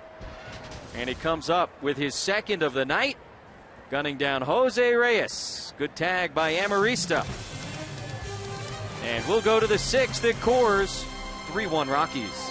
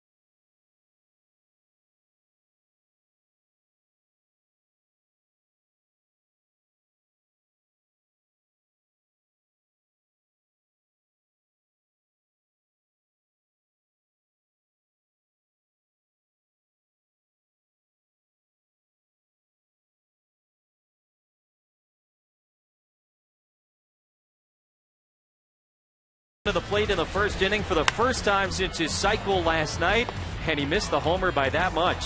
Yangervis Solarte would tag up, come in and score, and the Padres had a 1-0 lead for Andrew Cashner after half an inning. In the bottom of the first, though, Carlos Gonzalez and the Rockies played some small ball and RBI ground out to tie the game 1-1. All of that set up by Charlie Blackmon's leadoff double. Then in the third, Nolan Arenado up the middle. A 2-run single, leading the pitcher, John Gray and Jose Reyes, with the Rockies on top, 3-1. And that is the score through 5 innings here at Coors tonight. And we are into the Colorado bullpen. Pitching change brought to you by El Cajon Ford. And for the second straight night, Gonzalez Hermen in on relief. The one thing that sticks out, look at the walks. 11 walks in 18 innings. Padre hitters got to be patient here. They only trail by 2. This game far from being over in the splits. 300 for righties. He can get very wild. Recalled from AAA Albuquerque prior to Friday's game, and there's the proof in the pudding there. The last 10 games, opponents hitting .282. Look at that ERA, just under 8. That is that's some spoiled pudding. Yeah. One of those films on top of it, real thick. You don't want that pudding. No. Solarte looked like he was taken all the way, and it's inside, ball 2. Top of the order for San Diego here in the 6th against Hermen. John Gray started for the Rockies. The big prospect allowed a run on 4 hits in 5 innings. They've got him on the pitch count. So he's in line for his first big league victory, but a long way to go here on a Saturday night in Denver.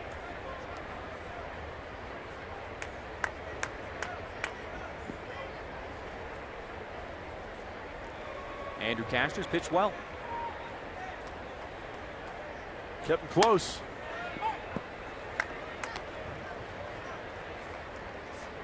High strike to Solarte, 3-1.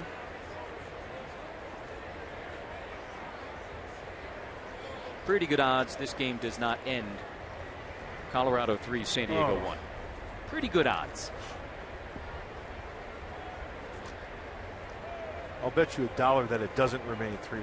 There's no betting in baseball, Pete. Oh. Solarte in the air and out of play, I believe. No, Gonzalez comes over. He took his time getting over there. He makes the catch, one away. College football returns to Fox and Fox Sports 1 beginning Thursday, September 3rd, when former Michigan quarterback Jim Harbaugh makes his debut as head coach of his alma mater, the Wolverines, and he leads those Wolverines against Utah. And they're the Utes. And the only place you can see it is on Fox Sports 1 and streaming live on Fox Sports Go. The Wolverines and the Utes. That time of year. In places other than San Diego, it's going to be cold soon. I'm picking Utah in that matchup. Yeah, you like the Utes in Harbaugh's debut?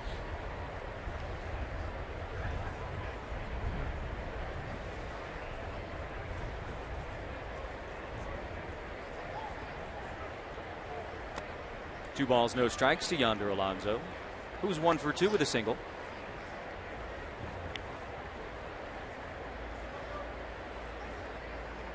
Nine for 18 at Coors Field this season for Alonso. If he maintains that pace, good things will happen. Hundley loses his grip on that one. 3 balls and no strikes. You know, I look at Herman and the last pitch, he wanted to bury that one in, and that one leaked way outside.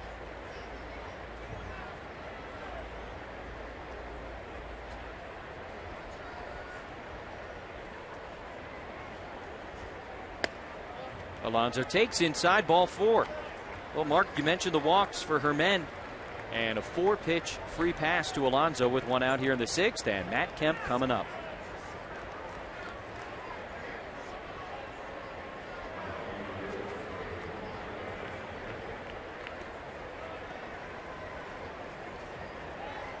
Obviously, the cycle was a great accomplishment last night. How about this? Matt Kemp has appeared in all but 1 game for the Padres this year. His off days are the scheduled off days. And with a player like Matt Kemp, he wants to be in there each and every day. For all the questions about the hips and whatever else and the health, not an issue for Matt Kemp, who has been there when the bell rings each and every day.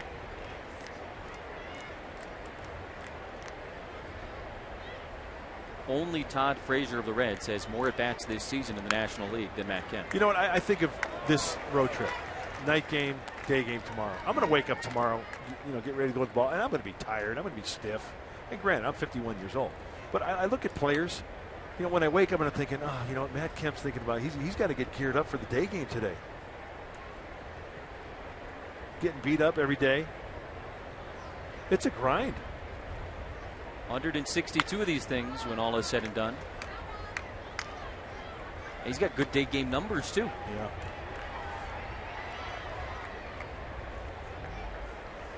It's what you sign up for. This is the business we have chosen.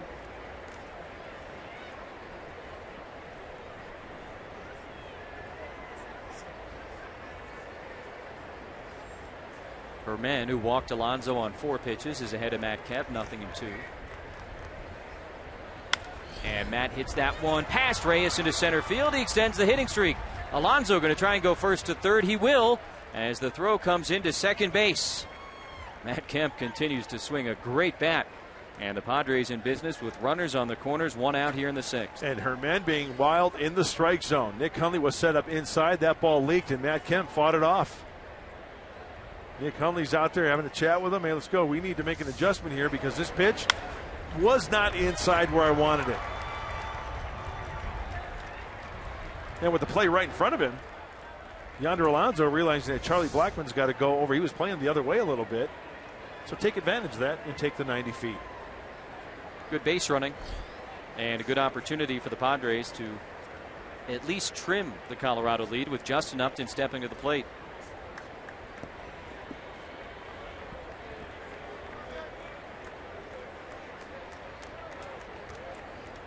Certainly the guys you want up for the Padres in this spot. Ooh, nice job by Hundley. A little self-defense back there.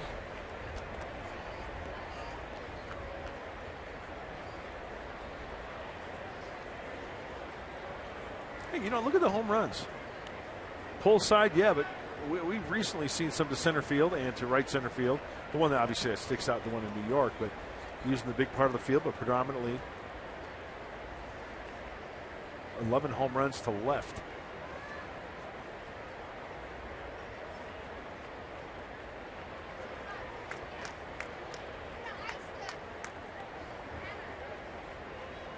Camp at first base, single extending the hitting streak to 8.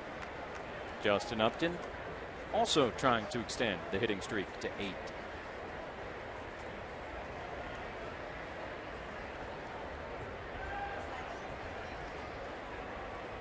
In the dirt, scoots away from Hundley. Kemp is going to go to second as Alonso retreats to third.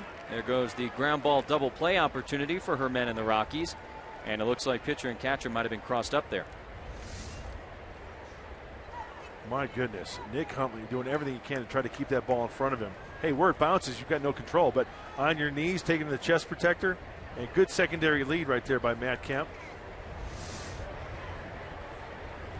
So now 2 in scoring position for Upton. Padres trailing by 2. Interesting to see what will happen here with first base open there. 2-0 count and the wild release point of her men. Big swing and a miss.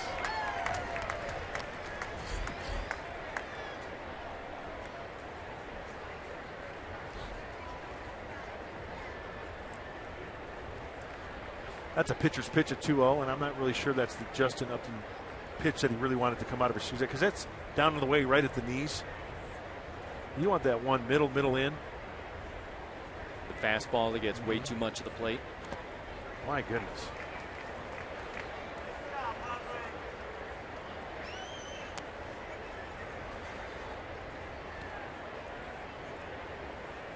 Third 3-ball count this inning for her men. That's what you said. Wild in the strike zone, Wild out of the strike zone. I would have to say, as a hitter, it's an uncomfortable at bat. Sure. You don't know if one's going to be coming at the coconut or not.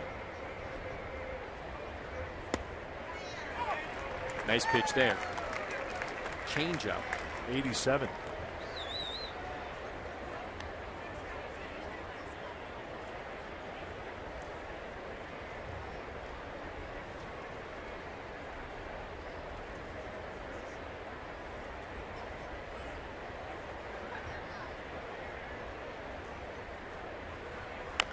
Three-2 is topped off the mound. Alonso's coming home. Arenado is a wizard, but he's not going to be able to make that play.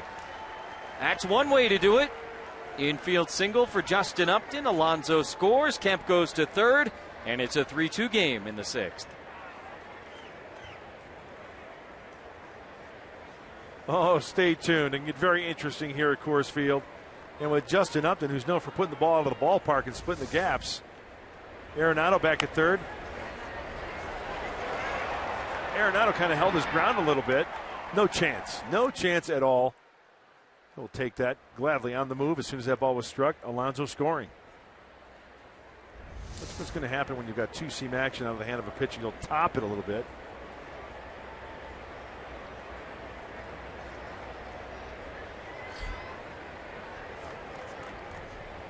Well, with the erratic pitching of her men, I'm thinking Jed Jerko's got to look for something middle away.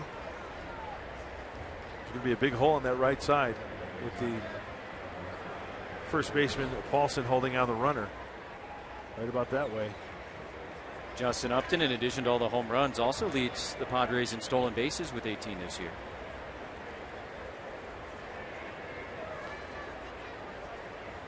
And Jerko, first pitch swinging, lines it over Arenado into left field. Kemp's going to come home and score to tie the game. Upton is rounding third. He's being waved. The throw will come into third base, and Jed Jerko gives the Padres the lead.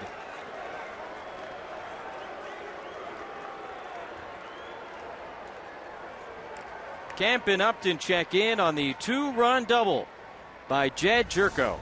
How about middle in? That's exactly where that pitch was. Right on the inside corner, and Jed quick to that baseball. Boy, nicely done. Gets his hands through nicely. That is a rocket. That is not a cheapie. John Gray will not pick up his first big league win against the Padres. as Derek Norris steps up, trying to extend the lead. Runner on second and still just one out.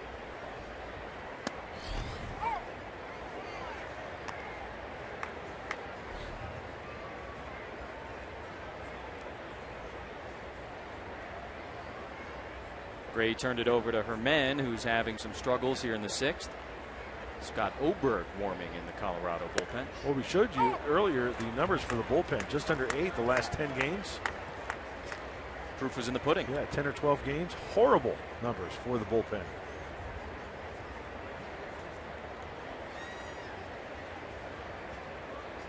Well, Gray did his part. Pitched well. Tonight, not the night for the first W. Works out well for the Padres as Norris fouls back an 0-2 pitch. By the way, you owe me $1 because this game is not going to end 3-1. Didn't I say it's not going to end 3-1? You shook on it. Don't you owe me $1? The usual.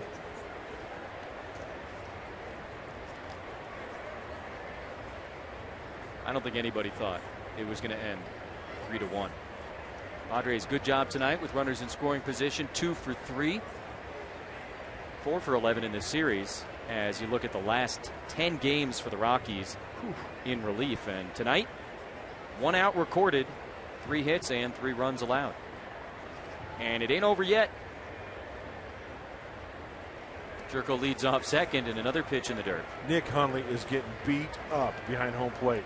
I think that's the 5th ball that he's had to block bouncing in front of home plate.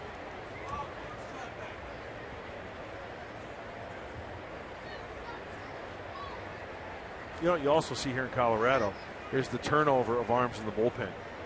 It's a lot of turnover. Tough gig.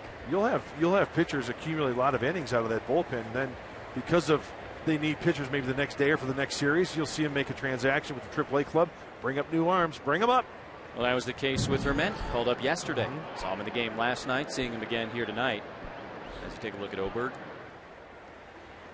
It's not an easy job. Talking about Walt Weiss, and he's taking his lumps this year. Did a good line in a Ken Rosenthal story this week on FoxSports.com. He goes, hey, I can take a pretty good beating. And he knows that it's not going as planned this year for the Rockies. Norris strikes out, 2 away. They're pumped about their position players. You know, they like the talent that they've got. Blackman, certainly. LeMahieu, Arenado. But the pitching, as always, big question mark. Hey, it was the perfect storm back in 2007 when they went to the World Series.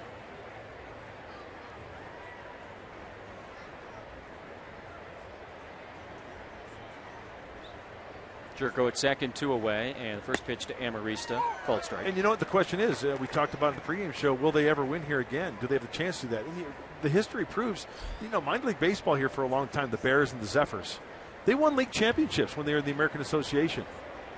They won a handful. So, yes, it can happen. Last night you put on your lab coat and you suggested a special baseball be developed. Yeah, I got the beaker out, the test tubes, and trying to come up with some type of composite baseball. Restricted flight, right? Yeah, restricted flight baseball. And when you're not around the plate, you're not going to get that call. In on the hands and popped up, foul ground. Paulson looks like he does have a good read on it, and lucky for him, it bounces off the dugout. I don't think he saw that. No. Even though it was out of play? You know, he did the sort of lean down thing when you're worried about it hitting you. He had no idea where it was. And he was 30 feet from where the ball was. And with the way the clouds are, it's that part of the night. The balls are rubbed up. He's like, hey, where is it? Can't find it. Yeah. Off the roof of the dugout.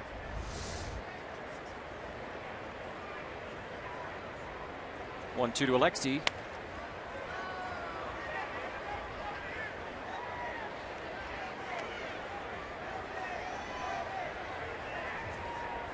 How about John Gray threw 69 pitches in 5 innings, and Herman about to throw his 30th, and he's gotten 2 outs. Defense hates him right now. The defenders playing behind, they're taking off their glove. They're looking in the stands, seeing if their passes are here.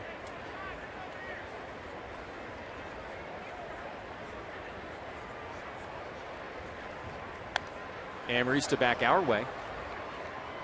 Still 1-2.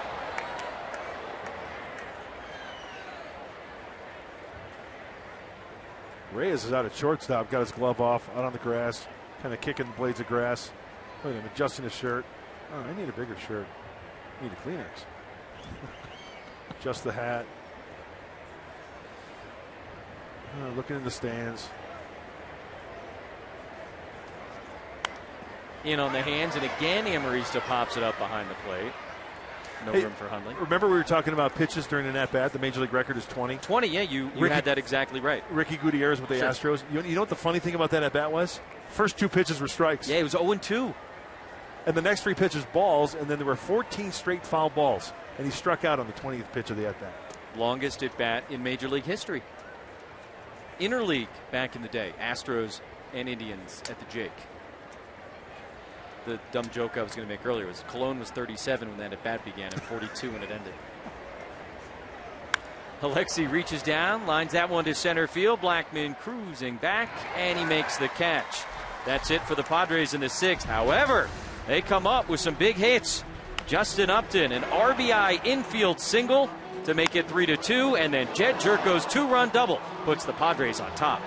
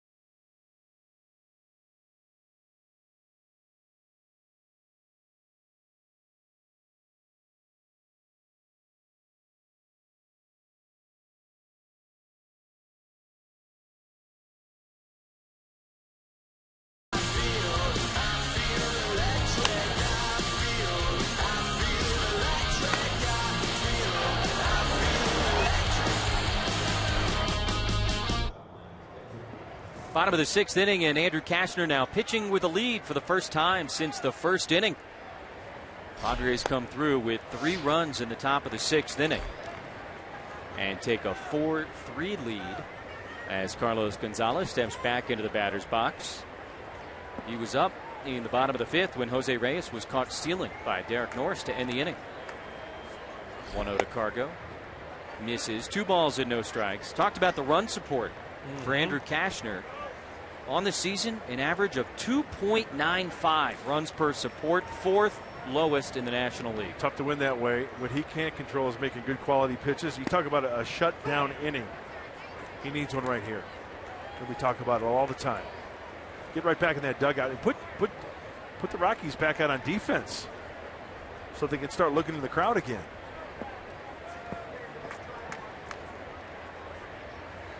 Infield swung around to the right a little bit as Gonzalez out in front. Nice change from Kashner, 2-2. Lovely change up. Good arm action from Andrew on that one, and good placement as well.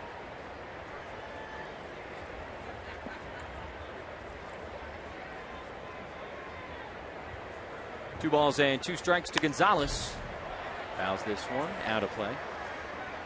You know, I've been focused on this at bat, particularly against Gonzalez, is to take a look at the bullpen. Bud Norris and Mark Zepchinski, righty-lefty combo. Looking at the glove of Derek Norris and Andrew Cashner throwing his pitches, and he's doing a fine job of locating the pitches to Gonzalez this at bat. Down and in. Good. We talk about it all the time, not just with the Padre pitchers, but with whatever team they're playing. So often those big hits, whether it's the home run, the double, you can see where the catcher puts his glove. That's not where the ball ends up. Right. So important. Much easier said than done, of course. Fastball, and then now he's going to throw the 2-seamer here. Just high, ball 4. So a leadoff walk for Carlos Gonzalez as we take a look at the Cholula flamethrower, and Cash has been heating it up all night long. Oh, the Conroe Comet, 99. Hot sauce! That's what it is. There's some chocolate milk downstairs if you want. Oh, perfect. Yeah. Dairy's good, chocolate even better. Leadoff man aboard for the Rockies. Arenado coming up. This is where Andrew Cashner needs to make big pitches. Work for a grounder, take your chances that way. On a double play. One of the most dangerous run producers in the National League at the plate against Cashner. And Arenado, who leads grounding into double plays with 14 for the Colorado Rockies. Starting pitchers tonight.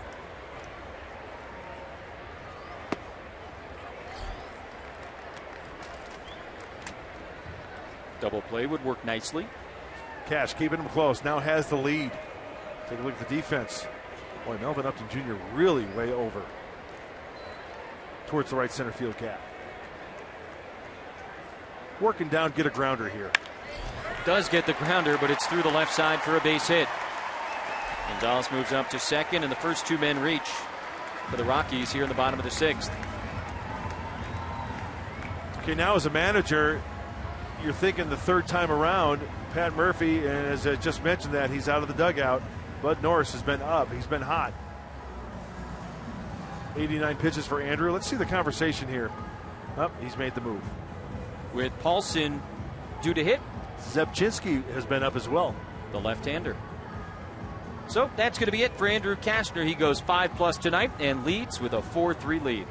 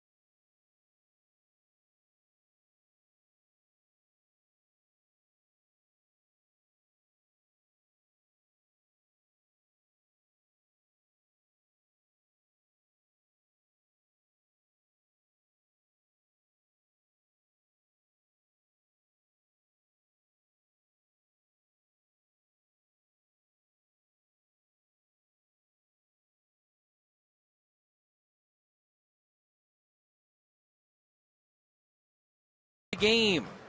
Big spot here in the bottom of the 6th inning.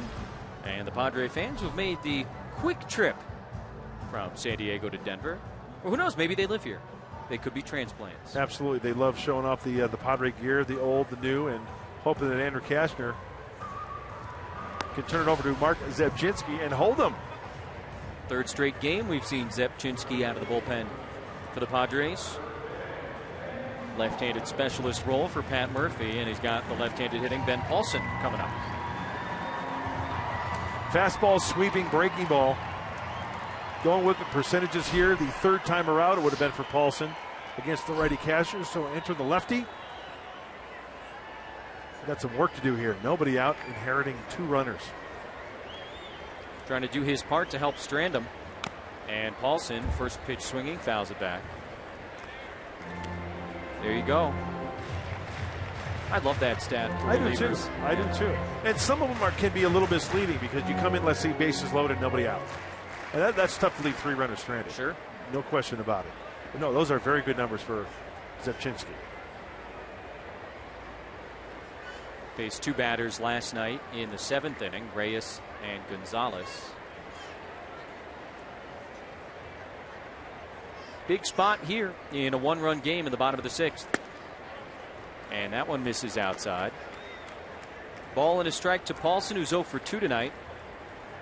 And relievers take pride in leaving those runners out there. Mark Zepchinski wants nothing better than to leave those runners out there for Andrew Kashner.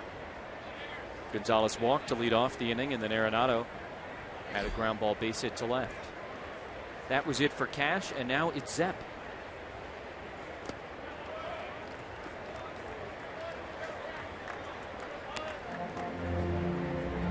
Paulson just 1 for his last 14.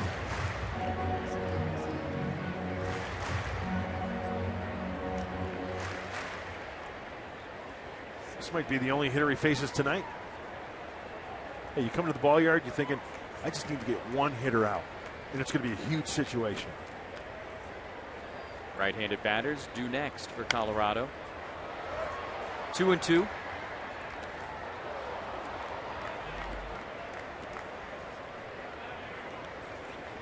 Saw Bud Norris warming up alongside Zepchinski a few moments ago, so he could be the next guy.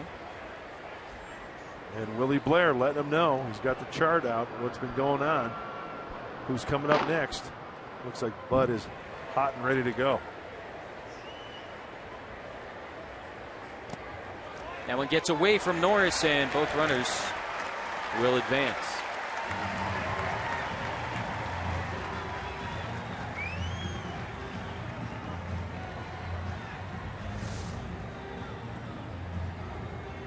No, breaking ball.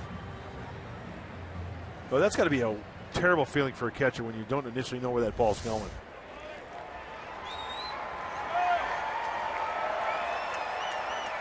So the infield comes in most of the way for the Padres. And Mauricio now backing up at shortstop. And the 3-2 is hit in the air to left field. Upton going over. He makes the catch. Gonzalez tagging. He'll come in and score. And it's a tie game with 1 away here in the 6th.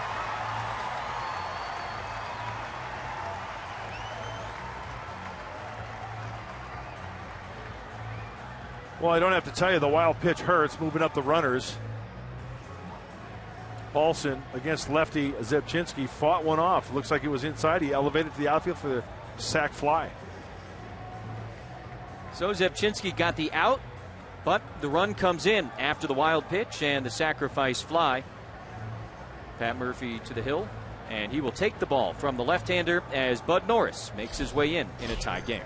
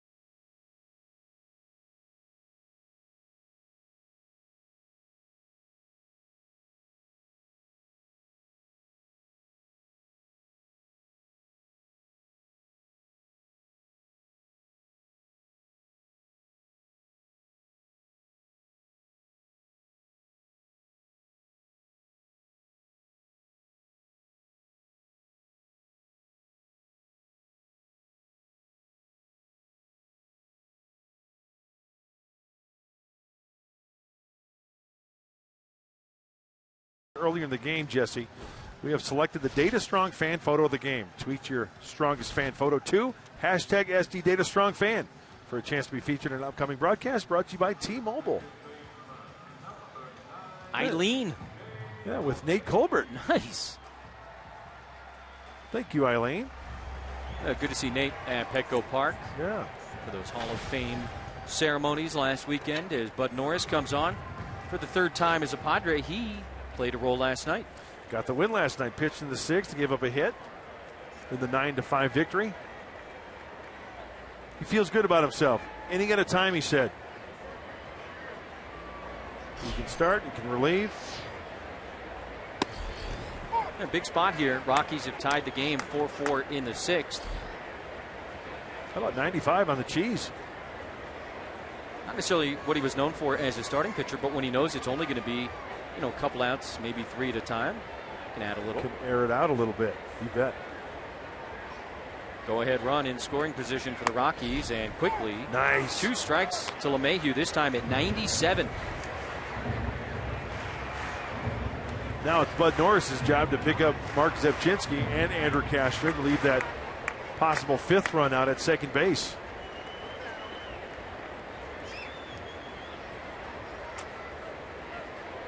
All 4 runs charged to Cashner, and he is responsible no longer for Nolan Arenado. Wow. Who is out. How does that happen? It's twice in the last couple weeks.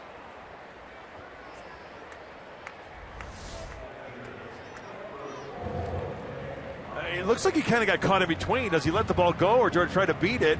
Got caught in between, so credit an infield single for DJ LeMahieu, and that's 6 unassisted on the putout. Correct. Because he's the closest fielder to the runner when he was struck by the ball.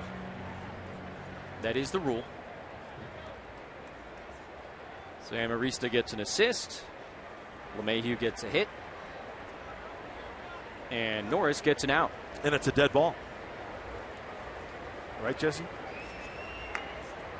No advance from the runner at first. Former teammates in Baltimore last year. And with the runner going, another opportunity. And it's going to go to center field. Derek Norris had thrown out a couple of would-be base stealers tonight. But LeMahieu swipes his 18th of the year and goes to third base on the error.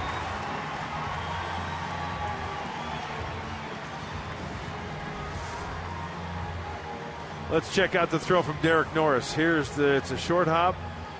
Oh, it looked like he didn't get his glove up top or the right way to catch that ball. Kind of swiped down at it.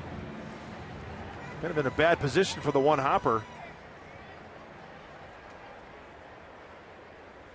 On his heels as well. Some way, shape, or form, got to get in front of that ball to prevent it from going to center field. Straddling the bag. Well, looks like he had his momentum going on his heels, but still, very catchable ball. Even though it was a short hop, looked like it was a very catchable ball at second. It was called strike 1 to Nick Hundley. And Norris again at 97. This is low, 1-1.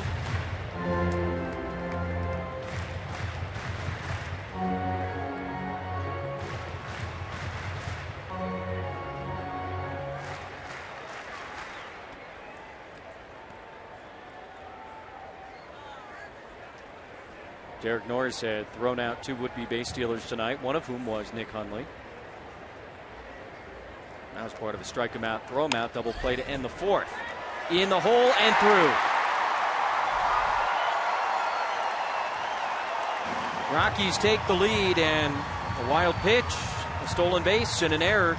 That played a big role here in the 6th. Hit him where they ain't. Big chopper to the left side. Out of the reach of Solarte, and just out of the reach.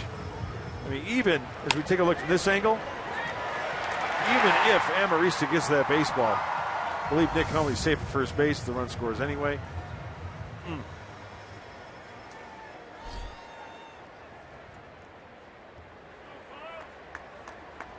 Kyle Parker swings at the first pitch and fouls it back. Parker, the number 8 hitter for Walt Weiss tonight. 0 for 2 with a strikeout and a ground out.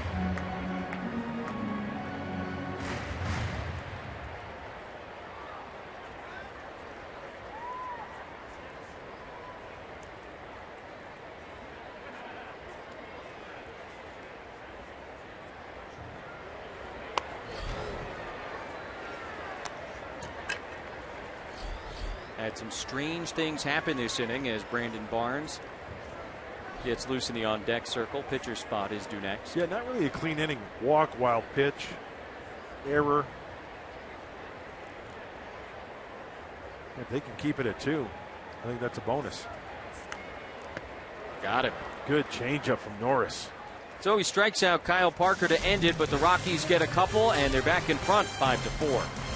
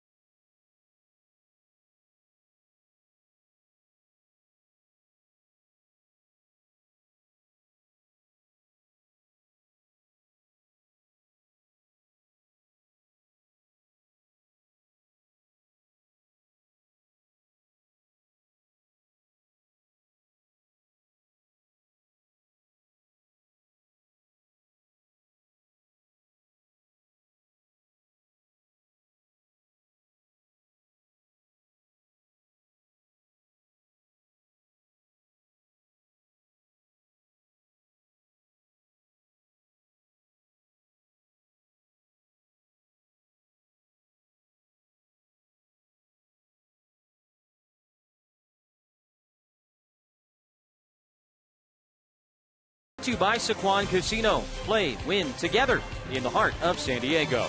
By Jack in the Box. For a limited time, try the new Portobello Mushroom Buttery Jack with melted garlic herb butter. And by Mercury Insurance. Log on to mercuryinsurance.com today and see how much you could save. Downtown Denver from above. Padres and the Rockies going back and forth on a Saturday night. As Walt Weiss makes a double switch, puts Scott Oberg into the game. He'll be the third man to throw for the Rockies tonight. Well, 42nd game for the righty Oberg.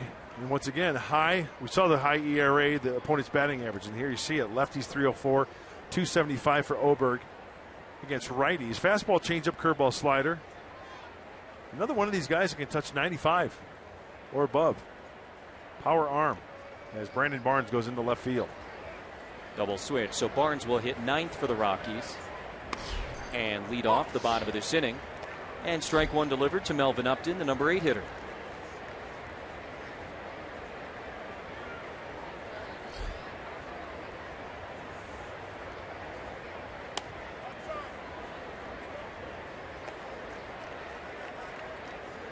Melvin tonight 1 for 2 as you take a look at Oberg's last 3 appearances. Struggled last time out. Longer outing against the Mets.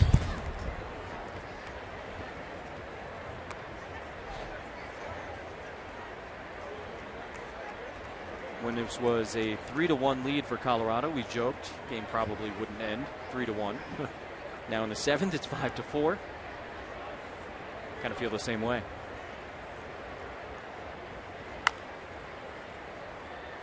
Another foul ball from Upton, still 1-2.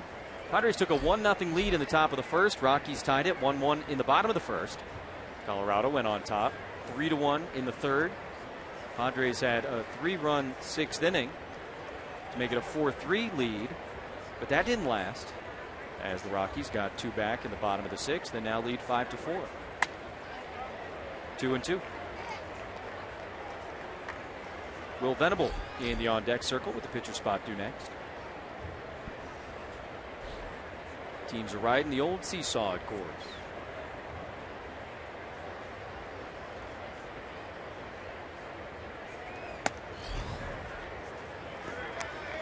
Upton was behind early, now a full count, 3-2.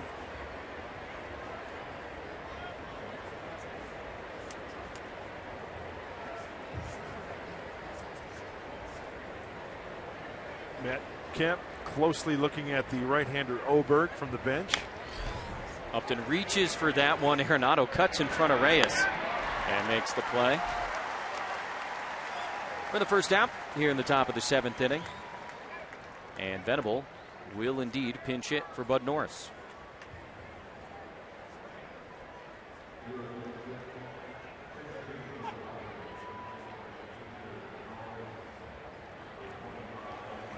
Once again, I like what I saw in Bud Norris.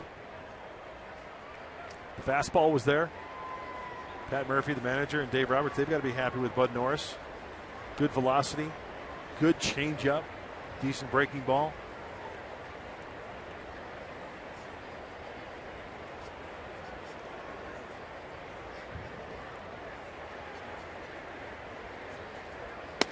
Venable takes a fastball at 97 for strike one.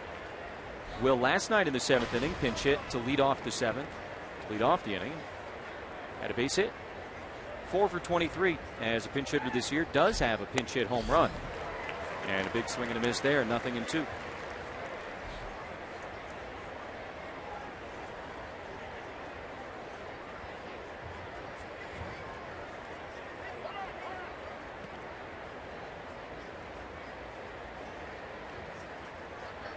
Venable had started 4 straight games in center field. Melvin Upton getting the start last night and tonight. Again, Pat Murphy saying he wanted to give Melvin Upton an opportunity to get rolling a little bit. And Venable strikes out here quickly. 2 down in the top of the 7th. Closed captioning is brought to you by Wiener Schnitzel.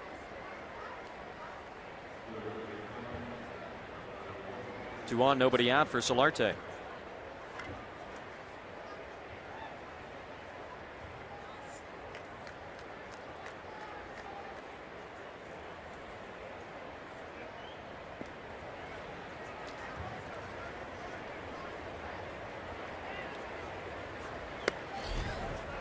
Takes outside, 1-0. Jed Jerko, a 2-run double in the 6th inning.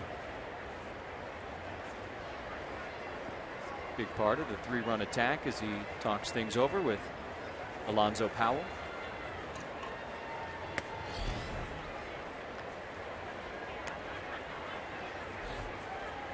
Solarte been doing a good job setting things up at the top of the order, and the guys that are supposed to be the run producers, the second hitter, the third hitter, the fourth hitter, the fifth hitter, they've been contributing for the Padres these last couple of nights. So the infield swung around to the right a little bit as he fouls that one back.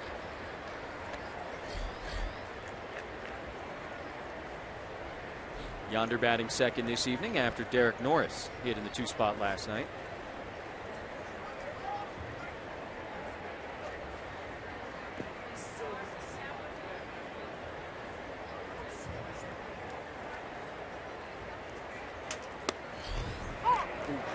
Two and two. Infield playing to pull, outfield to go the other way a little bit against Solarte. Oh, cotton candy.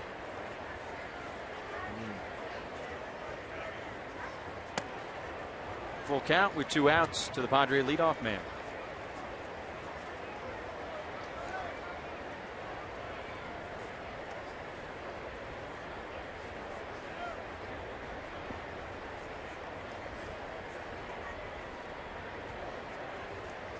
Two, and Solarte takes down ball 4.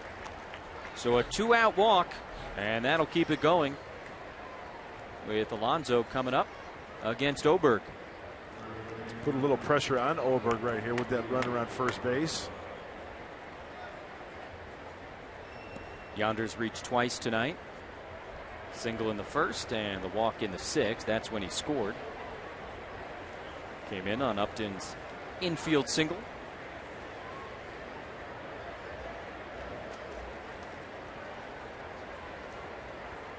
Hunley sets up away, and first pitch swinging into left center field. The left fielder Barnes just into the game, makes the call, makes the catch, and that's it for the Padres as we stretch in Denver.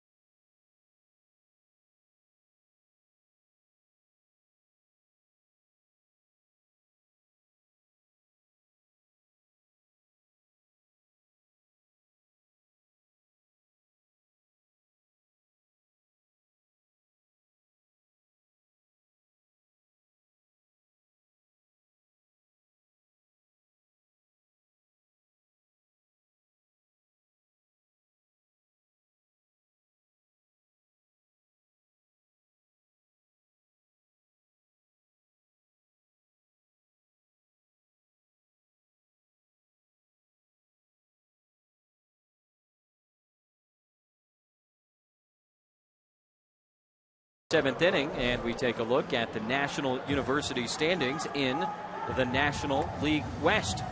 Giants still very much within striking distance of the Dodgers, just 2.5 games in back of LA.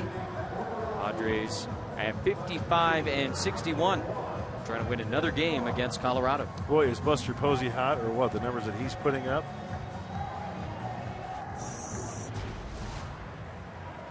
Kevin Quackenbush in to pitch to Barnes, Blackmon, and Reyes. 9-1 and 2 for the Rockies.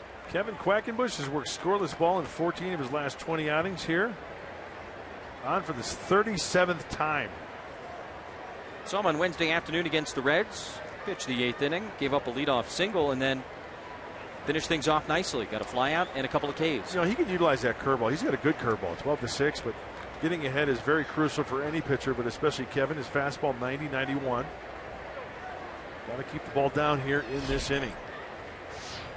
First at bat of the night for Barnes, who came in as part of a double switch this inning. Last night he came out of an 0 for 21 funk. The hit was the RBI triple that just sort of landed out in right center field between Upton and Kemp. It's this one on the ground. Amarista gets a nice big hop. Makes a good throw. One away. That's exactly where Kevin Quackenbush has to be. Did you see that pitch? Perfect pitch, down and away, knee high. Not much a hitter can do with that, especially when you try to pull the ball like he did right there. Top of the order for the Rockies, Charlie Blackmon. A couple of hits tonight in 3 trips.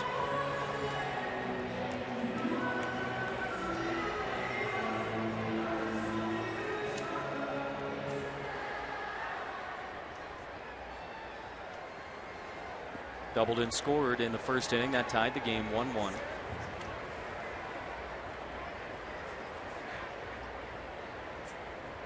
And he takes ball 1 from Kevin Quackenbush. More cotton candy.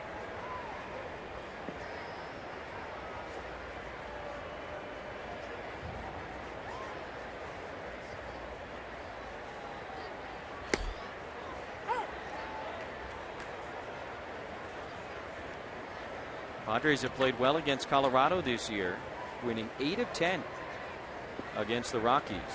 Need to win a series here this weekend. Been a while. Isn't that unbelievable? Into center field, and it gets down in front of Upton. 1-out single for Blackmon, his 3rd hit of the night.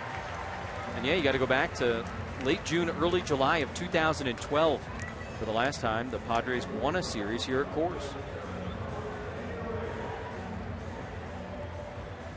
Saw those standings a few minutes ago, and the Rockies, it had been a while since they've hosted an NL West team. You think about all the games these teams play against one another. And before last night, the last time the Rockies hosted a divisional opponent was June. That's crazy. And now they'll play 30 of their last 49 games against teams from the National League West. Let's see if anything's on here with Blackmon at first base. We saw this situation before. A lot of throwovers from Andrew Kashner. He goes, and Norris's throw down to second base in time. 3rd time tonight. Derek Norris has thrown out a would-be base stealer. He's gotten Hundley, Reyes, and now Blackmon. Even though it's a short hop at second base, credit Alexi Amarista to get up and then get it down. Get that glove down there. That's a close play. I wonder if the Rockies are going to challenge this one. Everybody sort of looking over at Walt Weiss, who's not going to challenge it. Very nice. And does he slide right into it? Right there. Yep. Nicely done. That's a great shot. Oh, isn't it a beautiful shot? Just like that, 0-2 on Jose Reyes. Hey, not an easy play for an infielder because the hop, you got to go up. It's easier to go up on the ball, but you got to be quickly down to the ball or to the bag to make the tag.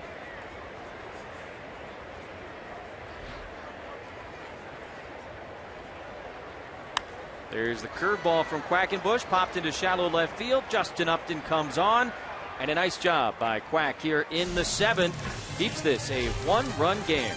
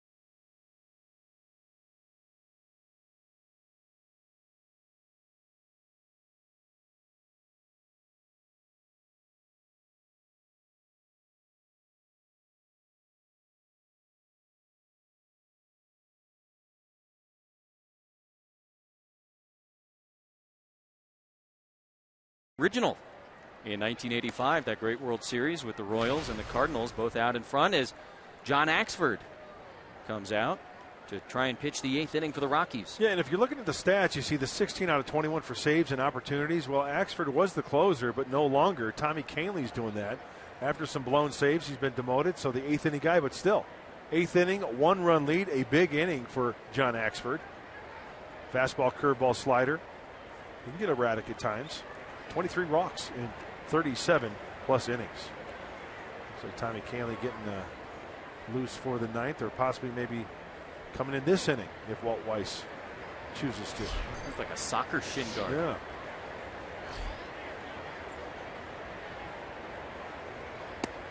Matt Kemp, then Justin Upton and Jed Jerko.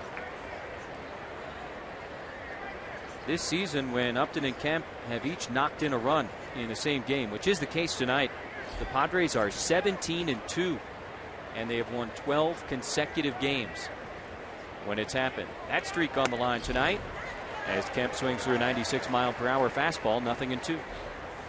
That pitch had a little cut to it, it looked like, out of the hand of John Axford.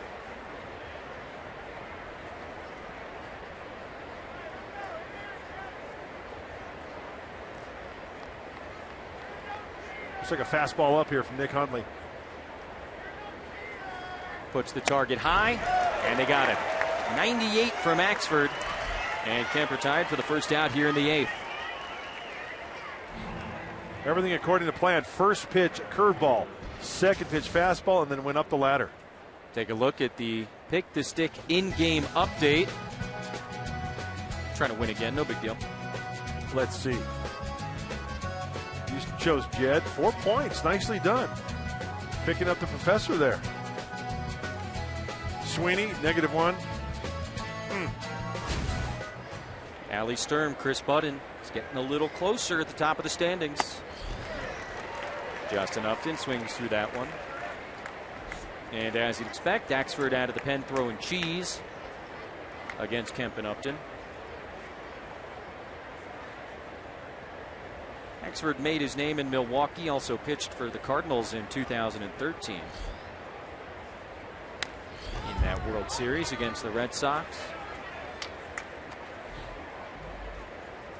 And Alexi. Got to take care of your bats. Applying the pine tar. Maybe even talk to your bats once in a while. Got to show them some love. Yeah, who was the kid in Bull Durham who had the chicken bone in the bullpen? Remember, he was going up and down his bat, wishing good things to happen. And then, of course, Serrano had hats for bats in Major League, kept bats warm. I know the great Indian slugger, Pedro Serrano, he hats for bats. Thank you. The superstitions of baseball players. Facial hair included for Axford and others. He had the great stash in Milwaukee a couple years ago. Yes, he did. Upton hits that one to first, and it's off Paulson and into right field. Justin Upton thinking about second. Gonzalez's throw not in time, and it goes all the way through to Arenado.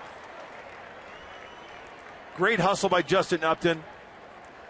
In right field, Carlos Gonzalez has got to go a long way to get to that ball because it was hit off the glove. Like you said, Jesse, Ben Paulson, he saw it right in front of him, and he turns it on. That's a double. That's a doble off the glove. And the race is on between Gonzalez and Upton. Now, Gonzalez has got a good arm. He sees the ball off the glove. He knows that Gonzalez has got to go a long way. I'm going for two. Great hustle. That's one of those we talk about it all the time. The play is in front of you. That's right. You see it. You don't need help from the first base coach making your decision. And a hustle double for Justin Upton, tying run in scoring position for the Padres with one out and Jed Jerko at the plate.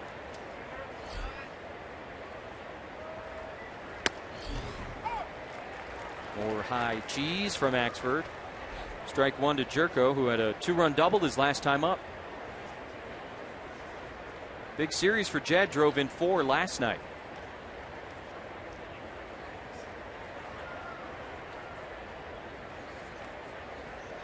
Justin did a nice job of going the opposite way there, hitting that ball sharply.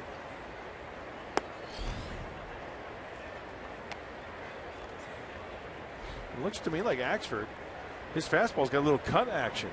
So it looks like he'll try to stay away from the righties, and he drops that curveball as well. So, like Justin Upton, maybe Jed Jerko can take some 97-mile-an-hour queso the other way. That's cheese in Spanish, by the way. Queso. No, I'm aware. Fox Tracks brought to you by Nissan. Trying to keep the ball away. Oh, no.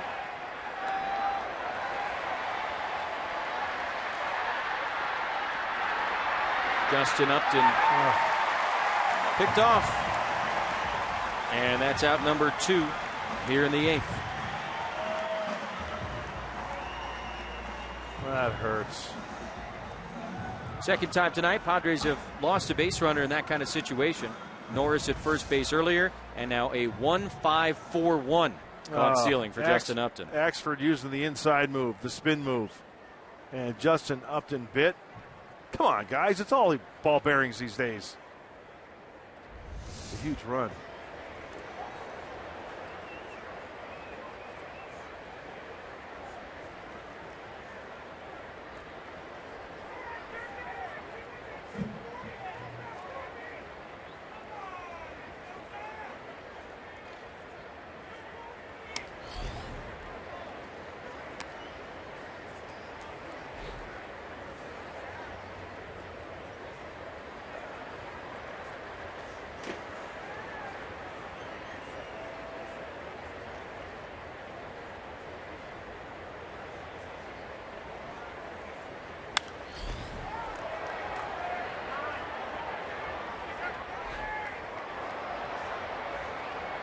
Well, it looked like in the frustration, Justin Upton, sure, he's upset. Wants to throw the helmet, and it looks like it stuck to his hand, and looks like Yonder was in the way, unfortunately.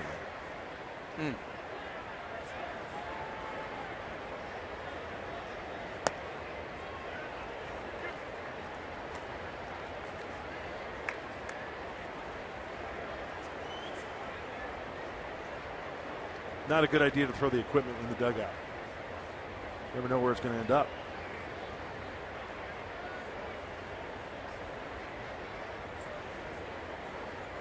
Meanwhile, 3-2 to Jerko.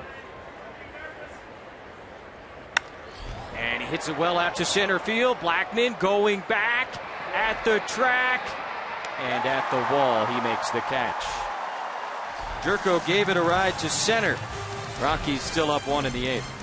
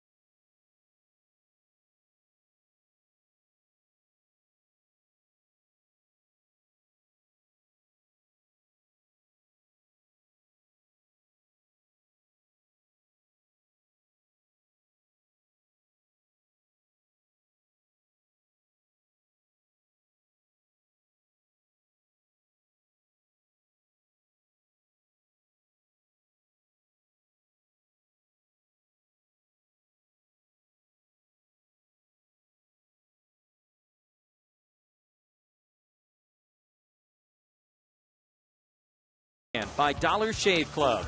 Shave time, shave money.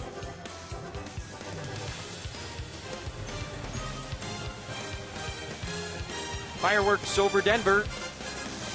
Padres and the Rockies putting up some runs. Nothing crazy tonight, though. And you saw what happened with Yonder Alonso in the dugout. Justin Upton threw the helmet in frustration after the caught stealing and kind of stuck to his hand a little bit. Ended up getting Yonder. So Alonso out of the game. And Norris in at first base.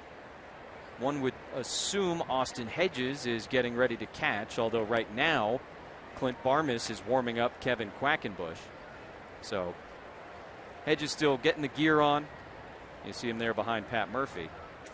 And Quackenbush will stay in to at least begin his second inning of relief. And some unfortunate happenings in the dugout of the Padres. It happens in this game of baseball. It happens everywhere. And there comes Austin Hedges.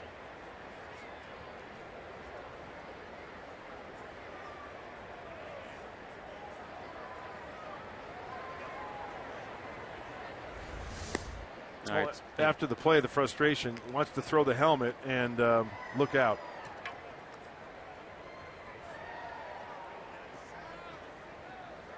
Yonder got it right in the side of the head.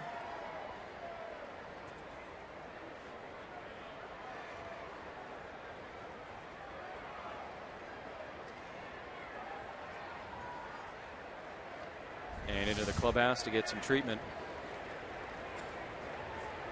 Or at least ice it down, whatever he needs to do. Gonzalez, Arenado, and Paulson, as Quackenbush just misses inside.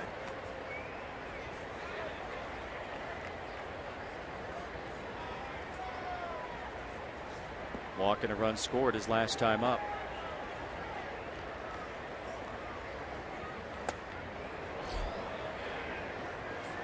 Can't connect on the fastball. 1-1.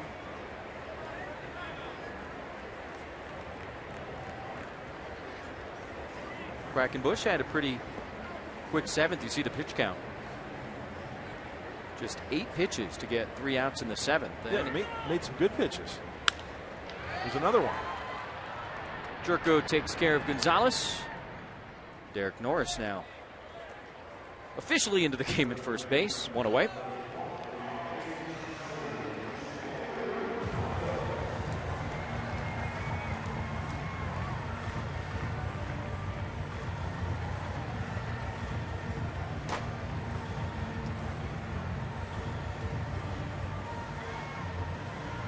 Big night again for Nolan Arenado, the Colorado third baseman. 2-run single in the third.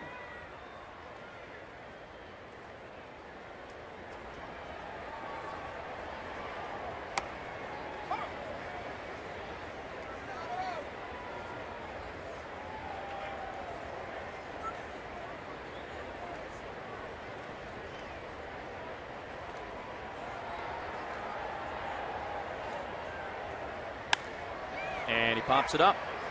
Jerko and Kemp. Jed calls for it, makes the catch, 2 away. Tuesday is coming up. Tuesday on Fox Sports San Diego. SD Live returns, and this week, Yangervis Solarte and Jose Valentin stop by the studio. This week, Solarte tells his family story of life and baseball abroad. Tuesday after Padres Live on Fox Sports San Diego. That'll be fun because, as we've talked about, Solarte is really emerging from the baseball standpoint. Yeah. He's playing every day. He's leading off a lot. He's contributing. Get to know a little bit more about Yangervis. And love Jose Valentin. All he does for this club, first base coach.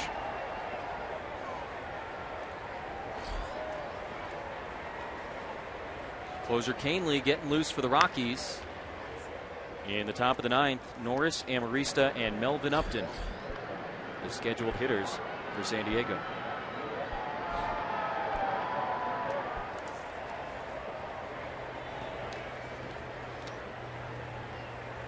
Quackenbush has gone 2 innings 3 times this year.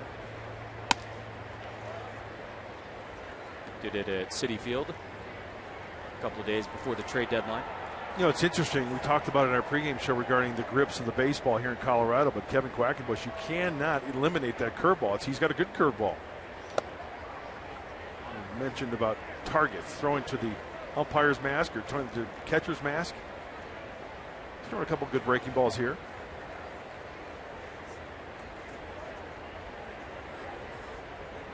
Got Reyes to pop up to end the 7th on a curveball. That's a fastball strike. 3-2 to Paulson.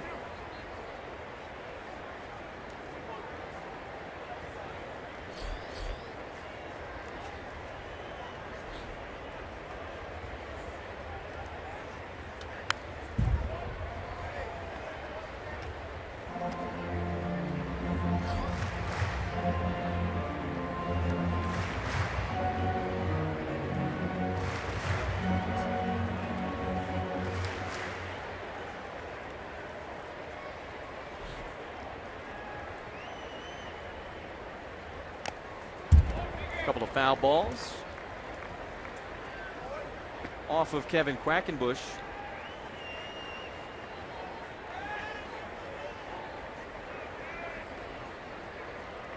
Padre pitching has not recorded a true 1-2-3 inning tonight.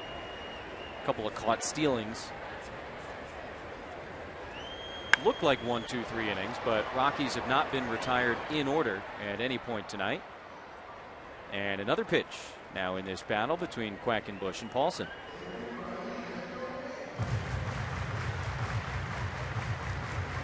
Padres have gone down in order only twice, excuse me. Not an easy place to pitch. I was just going to say, not an easy place to really have put together a lot of 1-2-3 innings. See if Quack can do it here. Another 3-2 to Paulson, and he got him. Blew the fastball past him, and Kevin Quackenbush with a couple of innings. Kevin Quackenbush, that guy, strikes out Ben Paulson. Derek Norris coming up in a 1-run game.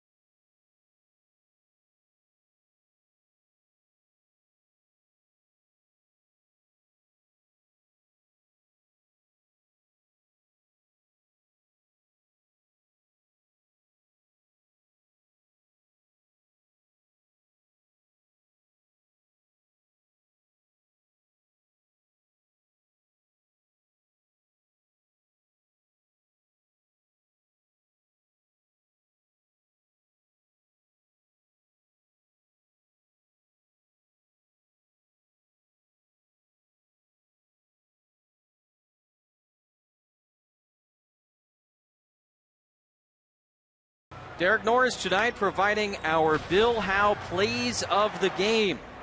Not one, not two, but three catcher caught stealings tonight. Just the 16th time in Padre history a catcher has thrown out three would-be base stealers in a single game. Do the Rockies know who they're dealing with? Not on his watch. He's quick from the hip. And credit the middle infielders also for the short hops at second base getting those tags down. As Tommy Kahnle enters the game for safe situation, 32nd game for the right-hander. A guy that the Padres can get to. Sure, the strikeouts are up, but the walks are up as well. Kahnle picked up his first big league save 8 days ago in Washington. New to the role.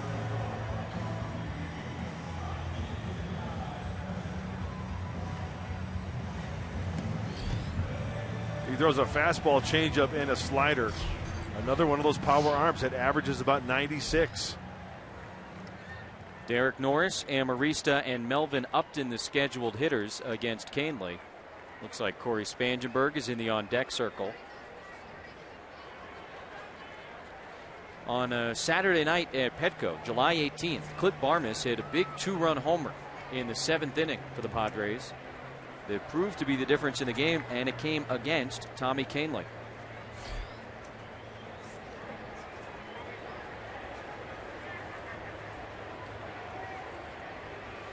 Norris began the game behind the plate. You saw the caught stealings. Now at first base after Alonso leaving. 1-run game, top of the 9th.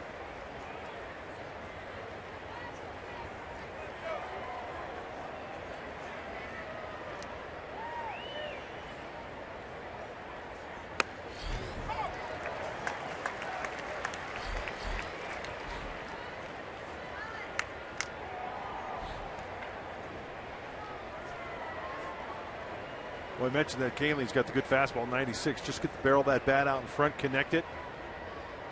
Let him supply the power. Between the heat on the fastball and the atmospheric conditions, things can happen.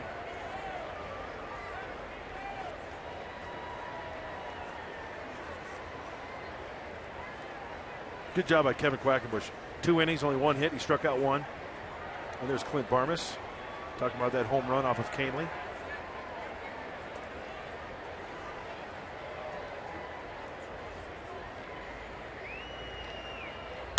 Norris hits that one well to left field. It's going to be extra bases to start things off here in the 9th. Barnes going over to get it. And Derek Norris into second base with a leadoff stand-up double here in the 9th. Any way to get on base, and he realizes that Kahnle has got that good fastball. Look for the fastball, adjust to the breaking ball, fastball in, turn on it. Well, we've seen him do that many times. Front foot is down, out in front. Good level swing, taking advantage of a mistake. Looks like a 95 or 90 mile an hour changeup. So speeding up the bat of Derek Norris, keep that ball fair nicely. Here is Corey Spangenberg, who, like Barmas, has a long ball against Tommy Kahnle. Spangenberg hasn't been around much, but he's had a couple dramatic moments in his Padre career already. Lined out as a pinch hitter in the 8th inning last night. Corners pinch in, and now time is called. Whoa.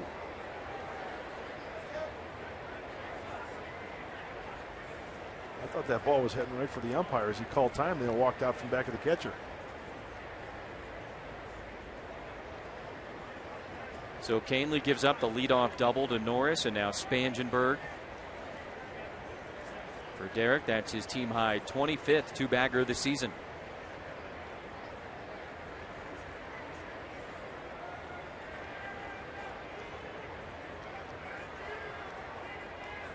Spangenberg bunts. Kahnle was kind of falling off the mound the other way. Has to wait for LeMahieu to get there, and they just get Corey Spangenberg. I'm challenged that one. I think it was safe. Worst case scenario, runner on third, 1 out, but Pat Murphy is out of the dugout, and he is going to challenge. So I think that's the new sign, right, for the challenge, the earmuffs, right? That's what he did. So the first base umpire, C.B. Buckner, will head across the diamond and join crew chief Dale Scott as they dial up New York. I mean, I even think from up here, he looked like he was safe. Canely had to wait for just an extra moment as LeMahieu came over to cover the bag. The first baseman, Paulson, charging on the bunt. Well, the knee's okay on Corey Spangenberg, that's for sure. Oh, he's safe. Yep. That wasn't even, what was that, like 10 seconds? One of the quicker reviews we've seen this year. And works out very nicely as you get another look at it. And as I mentioned, the leg feeling very, very good for Corey Spangenberg after being on the DL. Running right there. That's sweet. Padres down a run with men on first and third, nobody out in the ninth.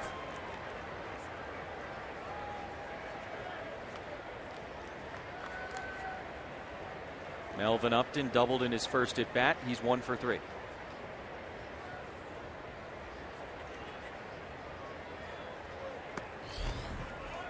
Gets away from Hundley. Had trouble locating the ball for a moment.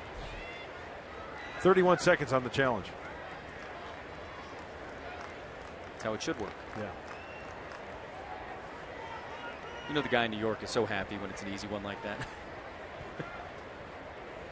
Yeah, he's safe. To me, it wasn't even close. Even watching it the first time.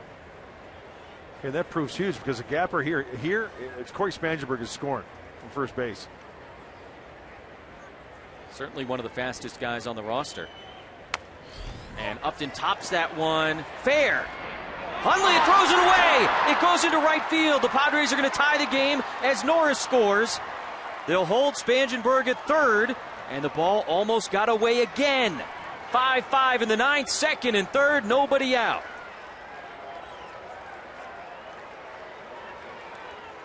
Hundley fielded it right on the foul line. Looked like he thought about second and then threw it away at first. Let's see where Nick touches it. Yep, you're right on the line. Looks at third, and then, you know what it looked like? Looked like he wanted to maybe go to second, because watch his front side open up. As soon as he gets to this baseball, he will spin around. He looks at third. Watch the front side. Watch his front foot towards second base, and then he adjusts to first, works underneath it, airmail. Everybody's off and running. Walt Weiss is out having a conversation with the home plate umpire, Dan Iasonia, wondering maybe if he wants to challenge whether that was really a fair ball. Norris came in, and you see Glenn Hoffman down the line holding Spangenberg at third base. Pitcher spot due up, and Brett Wallace going to pinch hit. Here with nobody out of the ninth, Padres have tied it, and they've got the go-ahead run 90 feet away. Infield in for the Rockies. And first pitch swinging up the middle for a base hit. Spangenberg will come in and score. Upton stops at third. 6-5 San Diego. And still runners on the corners and nobody out. You talk about taking advantage of mistakes, and Corey Spangenberg with the speed. That is part of the story in this inning. First pitch fastball, infield in, cuts down the right, reaches, no chance. And how do you like that? The Padres take the lead here in the ninth.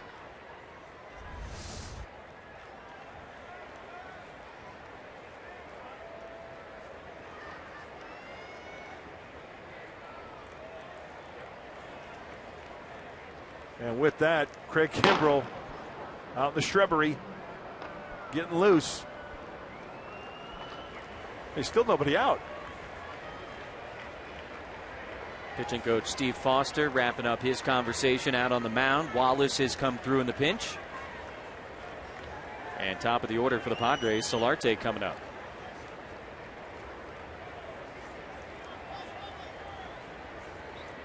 More runs than any other team in the National League in the 7th, 8th, 9th, and extras.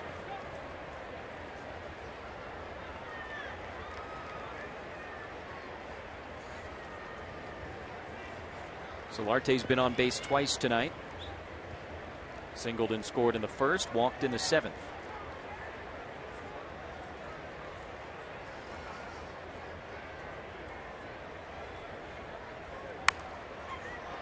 And they're going right at Tommy Kahnle. Absolutely. First pitch fastball, hacking.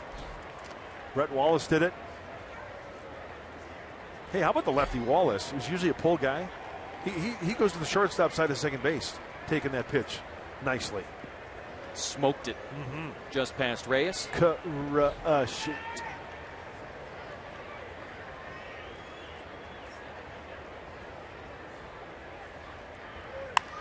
In the air from Solarte. That'll get another run home at least. In the gap in right center. Blackmon eventually chases it down. Melvin Upton tags. He'll come in and score. 7-5 Padres.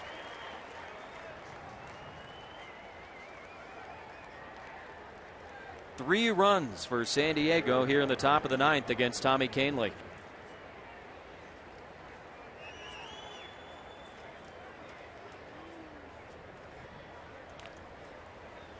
It's one of those ballparks where if you're a baseball fan, you don't ever want to leave. Don't leave early.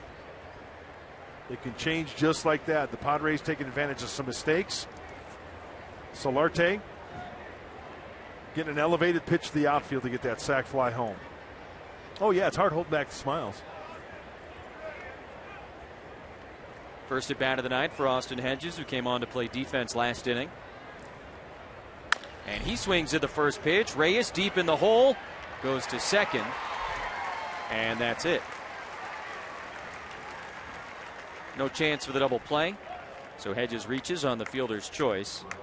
Wallace out at second.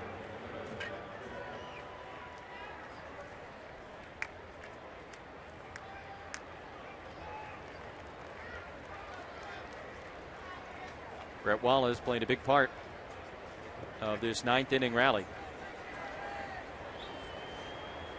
Padres were down 5-4. Tommy Kahnle coming on. He has blown the save. And things are all set up for Craig Kimbrell in the bottom of this inning.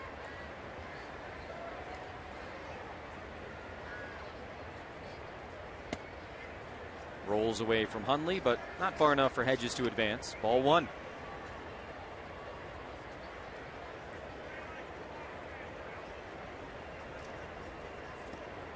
For the Padres, 3 runs on 12 pitches this inning. That's swinging early. Wow.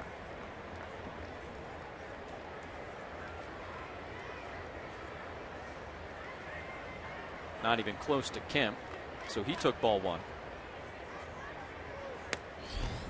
Missing again, 2-0.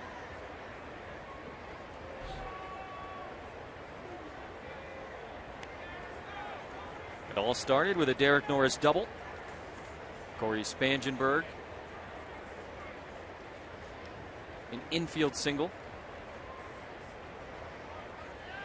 a bunt single, and then Melvin Upton reaching on the throwing error by Nick Hundley to really get things moving. Good changeup, 2-1.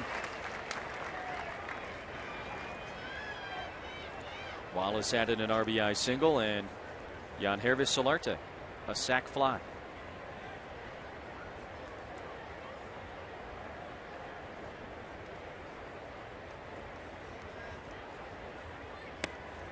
Three balls and a strike to Kemp. Kahnle going soft on Kemp there with back-to-back changeups.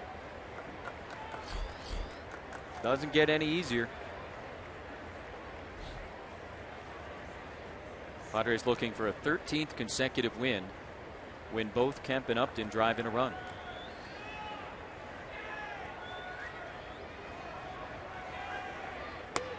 Ball four.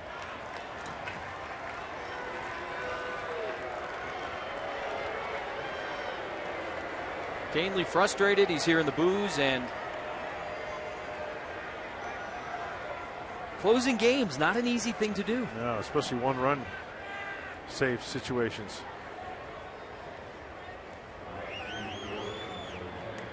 Kahnle, a young guy.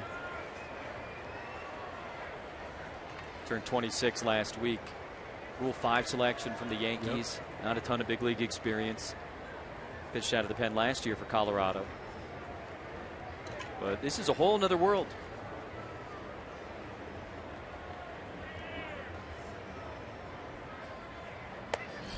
And he misses to Justin Upton. You know, I would think with the closer situation, we mentioned that Axford's blown like 3 or 4 saves or whatever. The guy's got experience. Eventually he's going to, get it back. To make a change like that when you're a team that's like 17 games out, 18 games out, it's going to happen, especially in ballparks like this.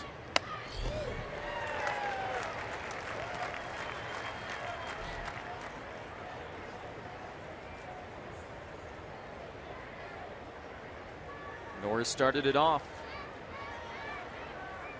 25th double of the season to lead off the inning.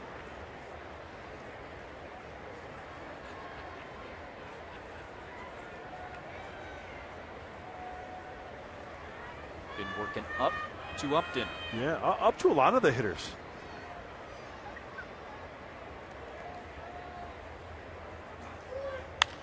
And he hits this one into right center field.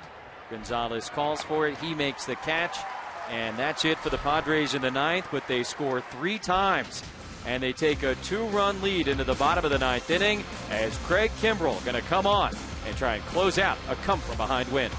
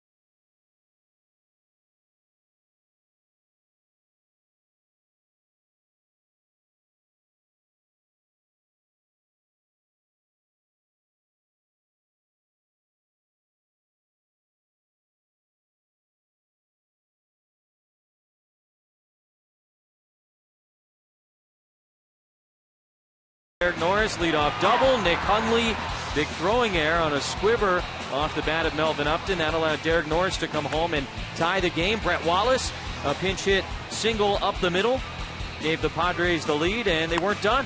Yangervis Solarte, a sacrifice fly to center field, plating Melvin Upton, and a 3-run ninth inning for San Diego means a 2-run lead, and it means it's Kimbrell time. You know, going back to that last inning, really credit the Padre hitters because Tommy Kahnle's a strikeout pitcher. 37 strikeouts in 29 innings. Not one strikeout from Kahnle.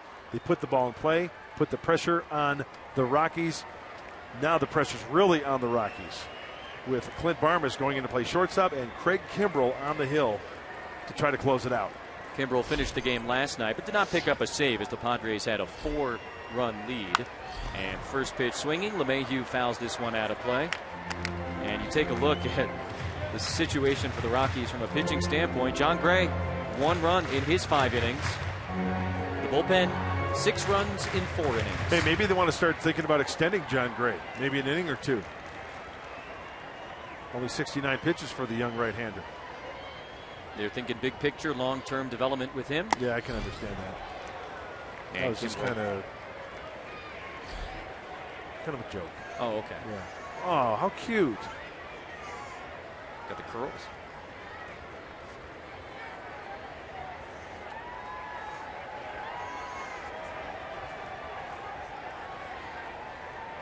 LeMahieu did not face Kimbrell last night. He was left on deck, and how about that?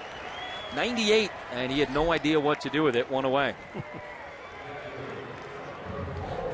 Talking about going up the ladder.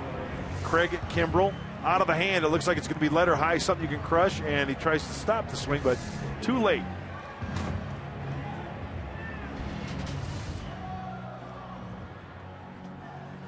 Craig Kimbrell has now retired the leadoff man in each of his last 16 outings. How about that? In the last 30 days, opponents are hitting .053 against him. That's domination. You're laughing. Those ridiculous. numbers are laughable. You're absolutely right, and I'm laughing right along with you. .053 over 30 days. And granted, he doesn't pitch every night, but...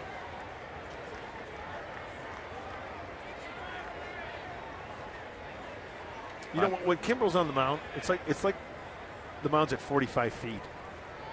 It's like he's pitching from a Little League mound. Insert Carter Capps joke here. Oh, I get it. The Marlins The reliever. hopper. Yeah, who kind of hops forward, and people say it. A little bit unfair because of that. Daniel Descalso in the on-deck circle with the pitcher spot due up next. Kimbrell got LeMahieu on 3 pitches, and he's 0-2 on Nick Hundley. A win tonight would give the Padres their first series victory here in 3 seasons.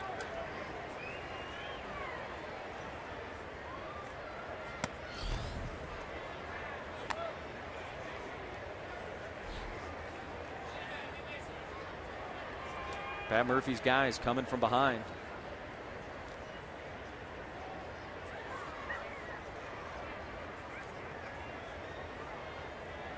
One and 2. Popped him up. Right field. Jerko going back. Kemp coming in. And Kemp calls off Jerko to make the catch. 2 away.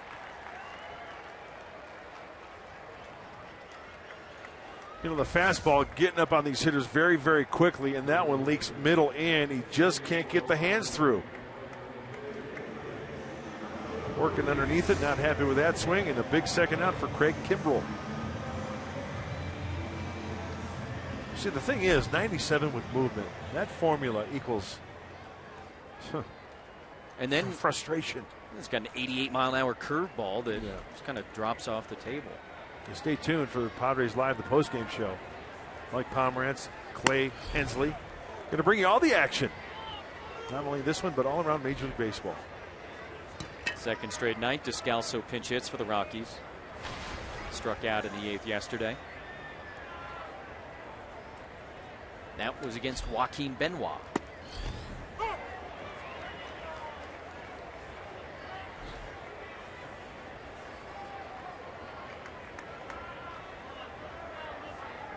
believe it has been all fastballs so far tonight. I think you're right, Jesse. I don't think I've seen a curveball.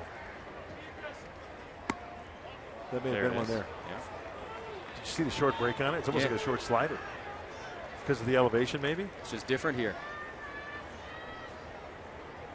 Usually it's almost like a big spike power curve, just straight down.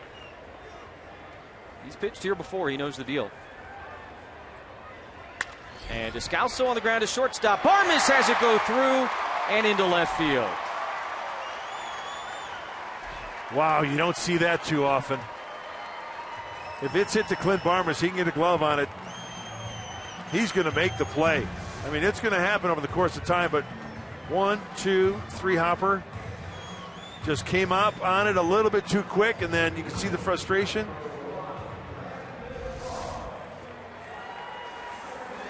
Second error of the night for the Padres, and that keeps things going. Tying run will come to the plate, Brandon Barnes.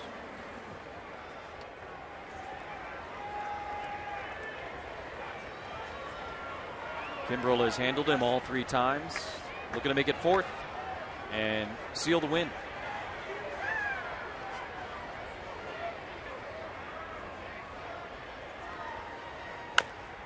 And a chopper to third. Solarte makes the play, and the Padres come from behind with a 3-run 9th inning. They beat the Rockies 7-5. Padres Live. The postgame coming up. Mike Pomerantz, what have you got for us?